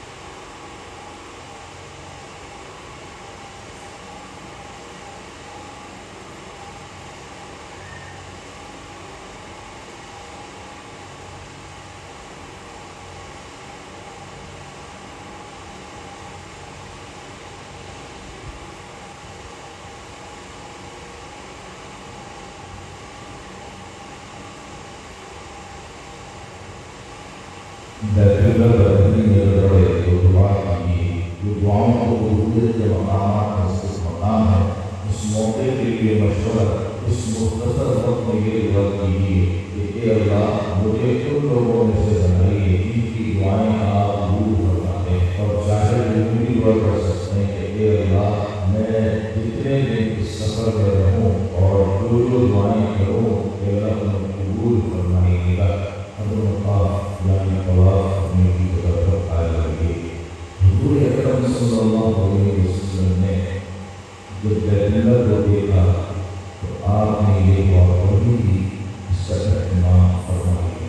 اللہم انت السلام ومنک السلام فحینا ربنا بالسلام اللہم زد بیتک هذا تعظیما وتشریفا وتکریما ومہابا وزد من شرفه وعظمه وكرمه ممن حجه أو اعتمره تشريفا وتعظيما وبرا أعوذ برب البيت من الدين والفقر ومن ضيق الصدر وعذاب القبر۔ مقام آنے کے بعد استوا کریے۔ استوا چادر کا پلو دائیں آنکھوں کے نیچے سے نکال کر بائیں آنکھ پر ڈال دیجیے، جس سے بائیں آنکھ کھل جائے۔ یاد رہے استوا صرف طواف کے ساتھ چکروں کے لیے ہوتا ہے۔ یہ اگر طواف مکمل ہونے کے بعد کامرا دوبارہ ڈھانپ لیجیے، پھر آرام سے چلتے ہوئے بیت اللہ کے قریب پہنچ جائیے۔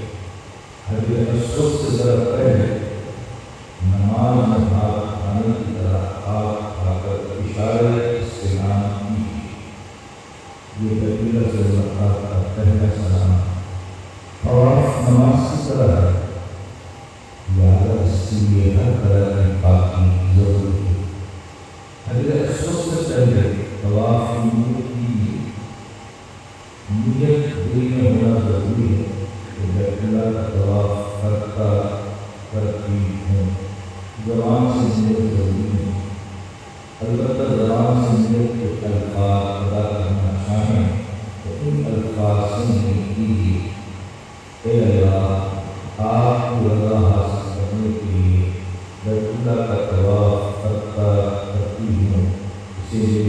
آسان فرما کر قبول فرما لیجیے۔ طواف حجر اسود کے سامنے سے شروع ہوتا ہے، لہذا دائیں ہاتھ کی طرف دیوار میں لگی گرین لائٹ کو دیکھ کر اس کے سامنے اس طرح کھڑے ہو جائیے کہ پیٹھ گرین لائٹ کی طرف ہو تو آپ کا چہرہ حجر اسود کے سامنے ہو جائے۔ طواف کے مطابق کچھ وضاحت۔ طواف پیدل کرنا واجب ہے، بغیر ویل چیئر یا ڈیجیٹل ویل پر طواف کرنا جائز نہیں، ورنہ طواف روکانا پڑے گا یا کم دینا ہوگا۔ معذور آدمی ویل چیئر ایک وضاحت سماعت فرمائیں۔ آج کل کی جو بس آپ کو نظر آ رہی ہے، اسی طرح ڈیجیٹل گاڑی اور ڈیجیٹل ٹی وی، یہ وہاں بزرگان میں کافی تعداد میں صرف پیسے ہی دیتے ہیں۔ ہمارے یہاں ماشاءاللہ کھڑے ہو کر نماز پڑھنے والا تھکنے کی وجہ سے اپنے آپ کو پیسے دے کر اس وقت میں سوال کر لیتا ہے، سمجھتا ہے کہ میرا طواف ہو گیا ہے۔ اور اسی طرح صحیح وہاں پہ چلنا ہوتا ہے، وہاں بھی اس میں پیسے ریال خرچ کر کے اس میں سوال کرتا ہے۔ عام لوگ کو صحیح کے مقام پر کوئی گاڑی نہیں ہوتی، دوسروں کو دیکھنے کی عرب کر رہا ہے، آپ حضرت جبریل نہیں ہے، وہ غلطی کر سکتا ہے، آپ غلطی نہ کریں۔ جو آدمی کھڑے ہو کر نماز پڑھتا ہے تندرست آدمی ہے، اس کے لیے پیدل طواف کرنا اور پیدل صحیح کرنا واجب ہے۔ اگر یہ واجب چھوڑا تو دم دینا پڑے گا۔ یا ڈیجیٹل ویل پر طواف کر سکتا ہے۔ معذور انسان وہ شمار کیا جاتا ہے جو کھڑے ہو کر کے نماز نہ پڑھ سکتا ہو۔ طواف کے دوران بغیر ضرورت کے بات کرنا مکروہ ہے۔ طواف کے لیے کوئی مخصوص دعائیں نہیں، اگر لکھی ہوئی کوئی دعائیں میسر آ جائیں اسے پڑھیے۔ طواف کے دوران قرآن کریم کی تلاوت کرنا یا کسی بھی قسم کے اذکار وغیرہ کرنا سب جائز ہے۔ اسی طرح طواف کے دوران اپنی زبان میں اللہ رب العزت سے دعائیں مانگنا یہ بھی چیز ہے جو دعاؤں کی قبولیت کے مقامات میں سے ایک مقام ہے۔ طواف کے ساتھ چکر، ان 7 چکروں میں سے ابتدائی 3 چکر رمل کے ساتھ کیے جاتا ہے۔ یہ رمل صرف مردوں کے لیے، خواتین کے لیے نہیں۔ رمل کا مطلب ہے اکڑ کر کانگڑے اٹھاتے ہوئے تیزی سے قریب قدم رکھ کر چلنا۔ حجر اسود کے سامنے دونوں ہاتھ اس طرح اٹھائیے جیسے نماز کی ابتدا میں اٹھائے جاتے ہیں اور اشارہ استعلام کیجیے۔ یہ بیت اللہ سے ملاقات کا دوسرا سلام۔ طواف کے ہر چکر کی ابتدا میں اسی طرح سلام کیجیے۔ یہ کل 8 سلام ہو جائیں گے۔ ایک سلام ابتدائی ملاقات کا اور 7 سلام طواف کے ہر چکر کی ابتدا ہے۔ اور یہ پڑھیے: اللہ اکبر، اللہ اکبر، اللہ اکبر وللہ الحمد، لا الہ الا اللہ وحدہ لا شریک لہ، لہ الملک ولہ الحمد وہو علی کل شیء قدیر۔ اللہم ایمانا بک وتصدیقا بکتابک ووفاء بعہدک واتباعا لسنة نبیک صلی اللہ علیہ وسلم۔ اپنے دائیں طرف طواف کے لیے چلنا شروع کر دیجیے۔ طواف کی ابتدا میں حجر اسود کے سامنے پڑھی جانے والی دعائیں رش کی وجہ سے چھوڑی جا سکتی ہیں۔ صرف بسم اللہ اللہ اکبر کہہ کر طواف شروع کر دیجیے، اور جو دعائیں طواف کی ابتدا میں پڑھی جاتی ہیں وہ دوران طواف چلتے ہوئے پڑھ لی جائیں۔ رکن یمانی اور حجر اسود کے درمیان یہ مصنون دعا پڑھتے رہیے۔ ربنا آتنا فی الدنیا حسنة وفی الآخرة حسنة وقنا عذاب النار۔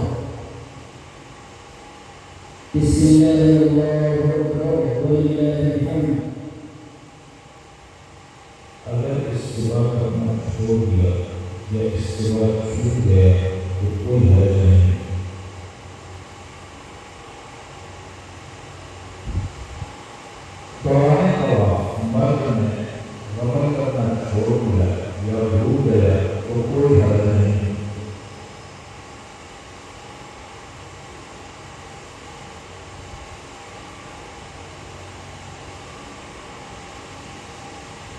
ربنا آتنا في الدنيا حسنة وفي الآخرة حسنة وقنا عذاب النار. بسم الله الله أكبر ولله الحمد. طواف کے لیے ہر طرح کی پاکی ضروری ہے، لہٰذا بغیر وضو یا جنابت کی حالت میں اسی طرح خاتون حیض کی حالت میں طواف نہیں کر سکتی۔ اسی طرح مرد ہو یا عورت، اس کے بدن یا احرام اور عورتوں کے کپڑوں کا نجاست سے پاک ہونا ضروری ہے۔ اگر کسی نے ناپاکی کی حالت میں طواف کیا تو اس پر جزا لاحق ہوگی۔ ربنا آتنا في الدنيا حسنة وفي الآخرة حسنة وقنا عذاب النار. بسم الله الله أكبر ولله الحمد.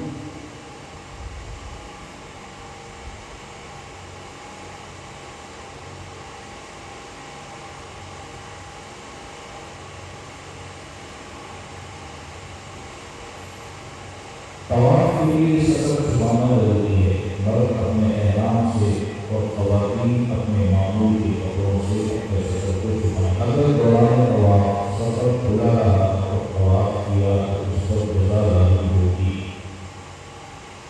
ربنا آتنا في الدنيا حسنة وفي الآخرة حسنة وقنا عذاب النار. بسم الله الله أكبر ولله الحمد.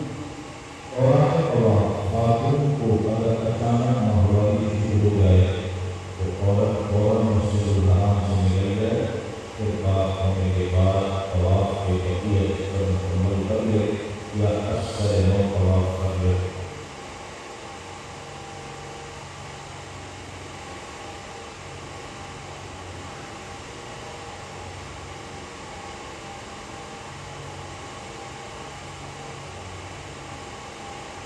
ربنا آتنا في الدنيا حسنة وفي الآخرة حسنة وقنا عذاب النار. بسم الله الله أكبر ولله الحمد. طواف کے ساتھ چکروں کو لگاتار کرنا سنت ہے۔ اگر ضرورت کی وجہ سے درمیان میں وقفہ کر لیا جائے، مثلاً جماعت کی نماز بند ہو گئی یا پانی پینے کی حاجت ہے یا وضو پیشاب وغیرہ کی حاجت ہے یا تھکان ہو گئی ہے اور آرام کی ضرورت ہے، کوئی حرج نہیں۔ دوران طواف اگر وضو ٹوٹ جائے تو وضو کر کے طواف کے بقیہ چکر مکمل کر لیے جائیں۔ اگر اکثر نو طواف کرنا چاہیں تو کر سکتے ہیں۔ ربنا آتنا في الدنيا حسنة وفي الآخرة حسنة وقنا عذاب النار. بسم الله الله أكبر ولله الحمد. ہر کلومیٹر کا طواف ہو اور طواف کے چکروں میں کسی کو شک ہو جائے کتنے چکر ہوئے تو طواف دوبارہ کرنا ہوگا۔ اگر نفلی طواف کے چکروں میں شک ہو جائے کتنے چکر ہوئے تو غالب گمان پر عمل کرے اور غالب گمان کے مطابق طواف کو جاری رکھے۔ طواف کے بعد 2 رکعت فوراً ادا کرنی چاہیے، بغیر اجر اس کی ادائیگی میں تاخیر کرنا مکروہ ہے۔ اگر اجر مثلاً وضو پیشاب وغیرہ کی وجہ سے تاخیر ہو جائے کوئی حرج نہیں۔ ربنا آتنا في الدنيا حسنة وفي الآخرة حسنة وقنا عذاب النار. طواف مکمل ہونے کے بعد 2 رکعت ادا کرنا ضروری ہے، لہٰذا مسجد الحرام میں جہاں جگہ ملے یہ 2 رکعت ادا کیجیے۔ سنت یہ ہے کہ ان 2 رکعتوں کو سورۃ الکافرون اور سورۃ الاخلاص کے ساتھ پڑھیں۔ یہ 2 رکعت ہر طواف کے بعد پڑھنا ضروری ہے، یہ معاف ہیں، زندگی میں کہیں بھی ادا کرنی ہوگی۔ طواف کی 2 رکعت ادا کرتے وقت یہ خیال ہے کہ نماز کے لیے ممنوع یا مقروض وقت نہ ہو۔ ممنوع وقت طلوع آفتاب، زوال آفتاب، غروب آفتاب کہلاتا ہے، اور مقروض وقت فجر کے فرض پڑھنے کے بعد سے سورج نکلنے تک اور عصر کے فرض پڑھنے کے بعد سے سورج غروب ہونے تک۔ طواف کی 2 رکعت ادا کرنے کے بعد منتظر کے قریب آ جائیں۔ احرام کی حالت میں اس بات کا خیال ہے کہ منتظر سے چمٹنا نہیں، کیونکہ منتظر پر خوشبو لگی ہوتی ہے جس جس سے غم وغیرہ لازم ہو سکتا ہے، لہذا منتظم کے قریب ضرورت کے ساتھ جہاں موقع ملے کھڑے ہو جائیے، خوب دعائیں کیجیے، پھر خوب سیر ہو کر زمزم کیجیے اور مصنوع دعا کریں۔ زمزم کا پانی کھڑے بیٹھے دونوں حالتوں میں پیا جا سکتا ہے۔ پھر اہل اسود کے سامنے آ کر اشارہ استلام کیجیے، یہ بیت اللہ کا نواں سلام ہے، اب صحیح کے لیے روانہ ہو جائے۔ طواف کے بعد صحیح کی جائے، صحیح کے لیے سفر کے مقام پر آ جائے۔ اگر طواف سے پہلے صحیح کی تو یہ صحیح معتبر نہیں، صحیح خود کرنا ضروری ہے، کسی کو صحیح کرنے کے لیے نائی بنانا جائز ہے۔ طواف کے بعد اگر صحیح سے پہلے معذور ہو جائے تو قدرت ختم ہونے کے بعد صحیح خود کرنا لازم ہوگی۔ صحیح پہلے کرنا واجب ہے، بغیر قدرت ویل چیئر یا ڈیجیٹل لیے یا ڈیجیٹل گاڑی پر صحیح کرنا جائز نہیں، ورنہ صحیح لگانا پڑے گی یا دم دینا ہوگا۔ صحیح کے لیے پاکیزگی میں صحیح طواف کے فوراً بعد کرنا سنت ہے، لہذا طواف اور صحیح کے درمیان نماز، تھکن دور کرنے کا آرام، پیشاب وغیرہ کا وقفہ آ جائے تو کوئی حرج نہیں۔ صحیح کے ساتھ چکر ہوتے ہیں جس کی ابتدا صفا سے ہوگی، اس صفا سے مروہ ایک چکر شمار ہو، پھر مروہ سے صفا دوسرا چکر شمار ہوگا، 7 یعنی آخری چکر مروہ میں مکمل ہوگا۔ صفا کے قریب قبلہ رخ کر کھڑے ہو جائیے اور دعائیں کیجیے، جو دعاؤں کو قبولیت کے مقامات میں سے مقام ہے، اور مصنوع دعا پڑھیے۔ اللہ اکبر، اللہ اکبر، اللہ اکبر وللہ الحمد، لا الہ الا اللہ وحدہ لا شریک لہ، لہ الملک ولہ الحمد وهو على كل شيء قدير، لا اله الا الله وحده انجز وعده ونصر عبده وهزم الاحزاب وحده۔ پھر دائیں طرف چلنا شروع کر دیجیے۔ چلتے ہوئے جب چھت میں لگی گرین لائٹیں نظر آئیں تو صرف مرد دوڑنے کی صورت اختیار کرے۔ گرین لائٹوں کے نیچے یہ دعا پڑھنا سنت ہے۔ رب اغفر وارحم وتجاوز عما تعلم انك انت الاعز الاكرم۔ گرین لائٹ ختم ہوتی امام کی چائے چلے۔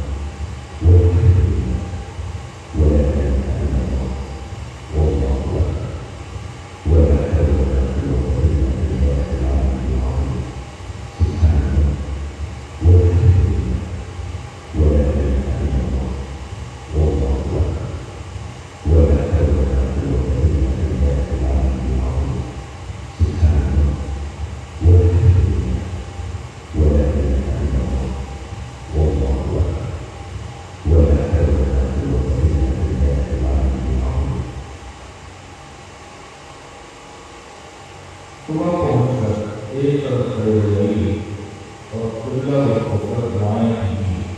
یہی دعاؤں کی قبولیت کے مقامات میں سے مقام ہے۔ اس کے بعد جو مصنوع دعا پڑھی اور پھر اپنی دائیں طرف چلنا شروع کر دیجیے۔ اللہ اکبر، اللہ اکبر، اللہ اکبر وللہ الحمد، لا الہ الا اللہ وحدہ لا شریک لہ، لہ الملک ولہ الحمد وهو على كل شيء قدير، لا اله الا الله وحده انجز وعده ونصر عبده وهزم الاحزاب وحده۔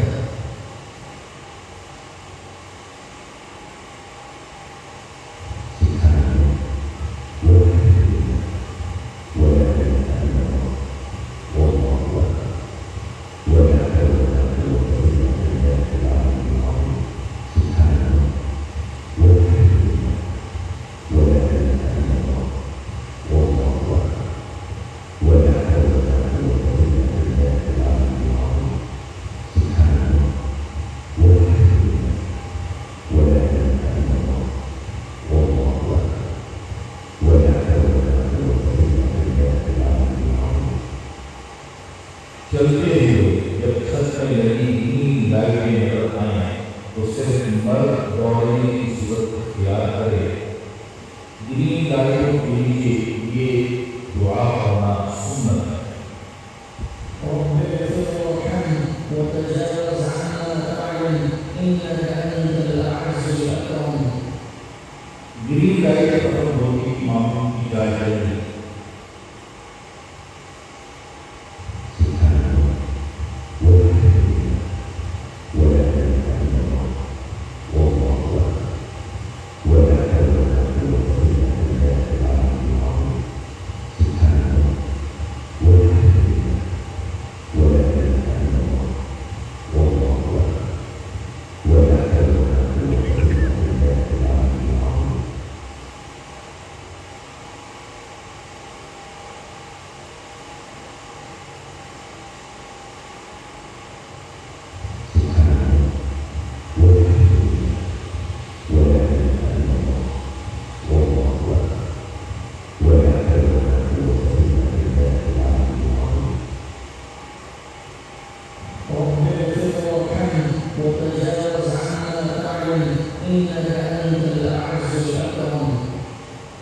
گرین لائٹ ختم ہونے کی معمول کی جائے گی۔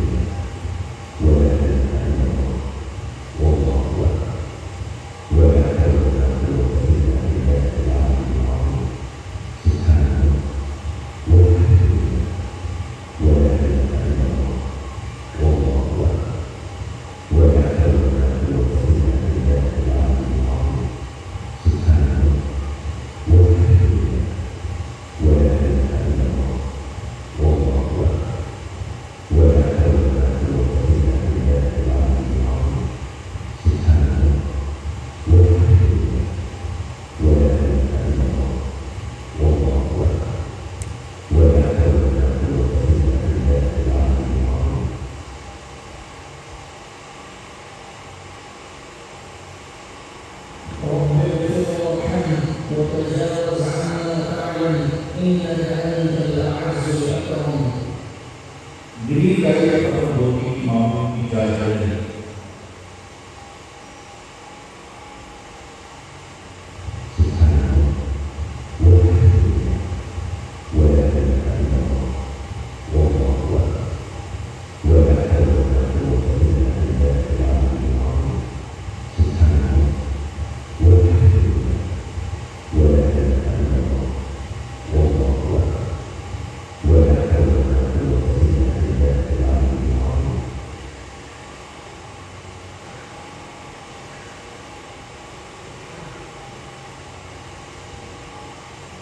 مرد یا کافروں کو یہ دعائیں دل پہ پڑ رہی ہوں تو یہ بھی ہو سکتے ہیں۔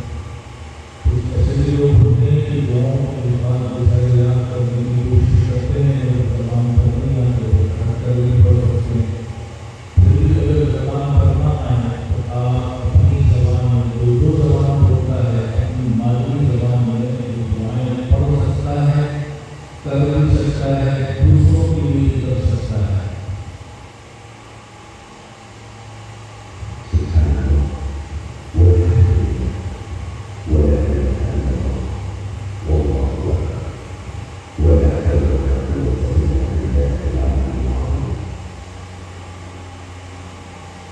رب اغفر وارحم وتجاوز عما تعلم إنك أنت الأعز الأكرم.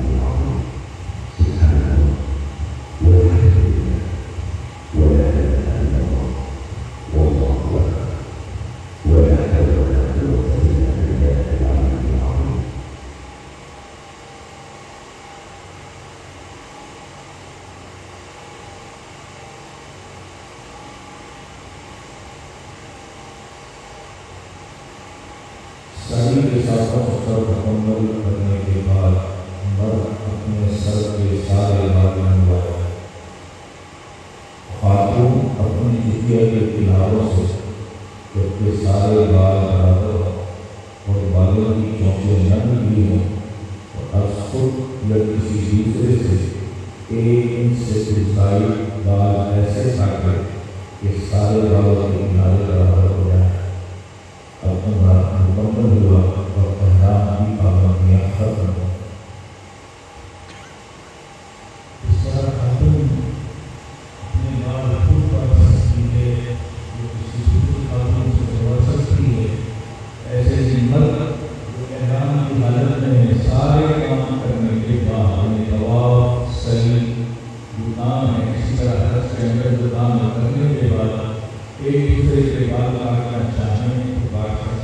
اس میں کوئی فرق نہیں۔ اگلی گزارش یہ ہے کہ ابھی تھوڑی دیر پہلے اعلان ہوا تھا گفٹ کے لیے۔ گفٹ اس سال کا جو ہوتا ہے وہ موبائل ایپ کے ذریعے ہے، تاکہ ایک اور ہمارے پاس جمع ہوتا رہے۔ جیسے ہی موبائل ایپ ڈاؤن لوڈ کریں گے تو پہلے صفحے پر لال رنگ کا ایک بٹن ہے، اس کے ساتھ لکھا ہوگا کہ اس کے اندر ایک چھوٹا سا فارم ہوگا، آپ اسے اپنے گھر پر اپلوڈ کر لیں کہ ڈیٹا آپ کا ہمارے پر جمع ہو جائے گا۔ پھر بھی اگر کسی کو سمجھ میں نہ آئے یا موبائل ایپ ڈاؤن لوڈ سے نہ ہو تو سامنے اسٹاک لگا ہوا ہے، وہاں تشریف لے جائیں، ساتھ ہی انشاءاللہ آپ کی رہنمائی کر دیں گے۔ پھر بھی سمجھ میں نہ آئے تو کل آنے کے بعد اسٹاک سے رابطہ کر لیں، انشاءاللہ آپ کا یہ مسئلہ حل ہو جائے گا۔ دوسری گزارش ابھی کچھ دیر پہلے میں نے اعلان کیا تھا کہ آپ حضرات کے پاس پانی کی خالی بوتلیں ہوں یا شاپر تھیلیاں ہوں، حضرات کرم اس راستے میں نہ پھینکیں، آپ کے دائیں ڈسٹبن رکھی ہیں اس میں ڈال دیں۔ تیسری گزارش یہ ہے کہ انشاءاللہ خرچ کا طریقہ آئے گا اور کل کی ہماری نشست انشاءاللہ 9:05 پر شروع ہوگی۔ وقت کا خیال رکھیں تاکہ فائدہ اٹھا سکیں۔ چوتھی گزارش یہ ہے کہ بہت دیر سے بات کرتے جا رہے ہیں موبائل ایپ ڈاؤن لوڈ کریں، موبائل ایپ ڈاؤن لوڈ کریں، آپ اس کو استعمال کیسے کر رہے ہیں؟ تو یہ ایک مختصر سی ویڈیو آپ کے سامنے ہے، اسے دیکھ لیں، انشاءاللہ آپ کو سمجھ آ جائے گا کہ موبائل ڈاؤن لوڈ کرنے کے بعد اس سے آپ کیسے فائدہ اٹھا سکتے ہیں۔ یہ صرف تجربے کے لیے نہیں، آپ کے گھر آنے کے بعد انشاءاللہ آپ کو کام آئے گی۔ اس میں پڑھنے لکھنے ہے، دعائیں کی ہے، آپ کو کی ہے، بہت کچھ ہے، آپ اس سے فائدہ اٹھا سکتے ہیں۔ جو حضرات اسے دیکھنا چاہیں تسلی سے دیکھیں اور جو جانا چاہیں وہ جا بھی سکتے ہیں۔ آج کی نشست الحمدللہ مکمل ہوئی، اللہ اسے قبول فرمائے۔ کل انشاءاللہ 9:05 پہ نشست شروع ہوگی، کل کا طریقہ ہوگا، کل انشاءاللہ وہ تفصیل سے بیان کیا جائے گا۔ اگر کسی کے پاس پہلے سے موبائل ایپ ڈاؤن لوڈ ہے اسے اپ گریڈ کر لے تاکہ جو نئی چیز اس میں آئی ہے وہ بھی آپ تک پہنچ جائے اور گفٹ کے سامنے اسٹال سے رابطہ کر سکتے ہیں۔ آپ کو موبائل اپلیکیشن ڈاؤن لوڈ کرانی ہے، وہ بھی انشاءاللہ ہمارے ساتھی جو اسٹال سے آپ کو ڈاؤن لوڈ کر کے دے دیں گے۔ دعا انشاءاللہ آپ کے دن ہوگی۔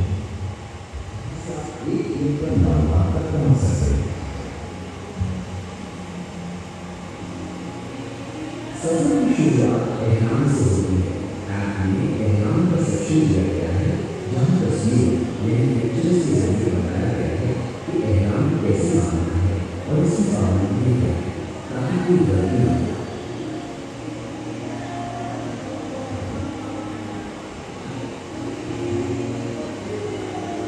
صرف تصویر نہیں بلکہ ان لوگوں کے لیے جو دیکھ کر سیکھنا چاہتے ہیں مکمل ویڈیوز موجود ہیں۔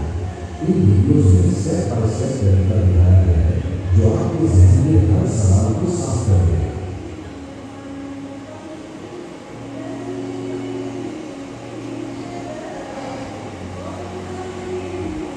عمرہ کے ارکان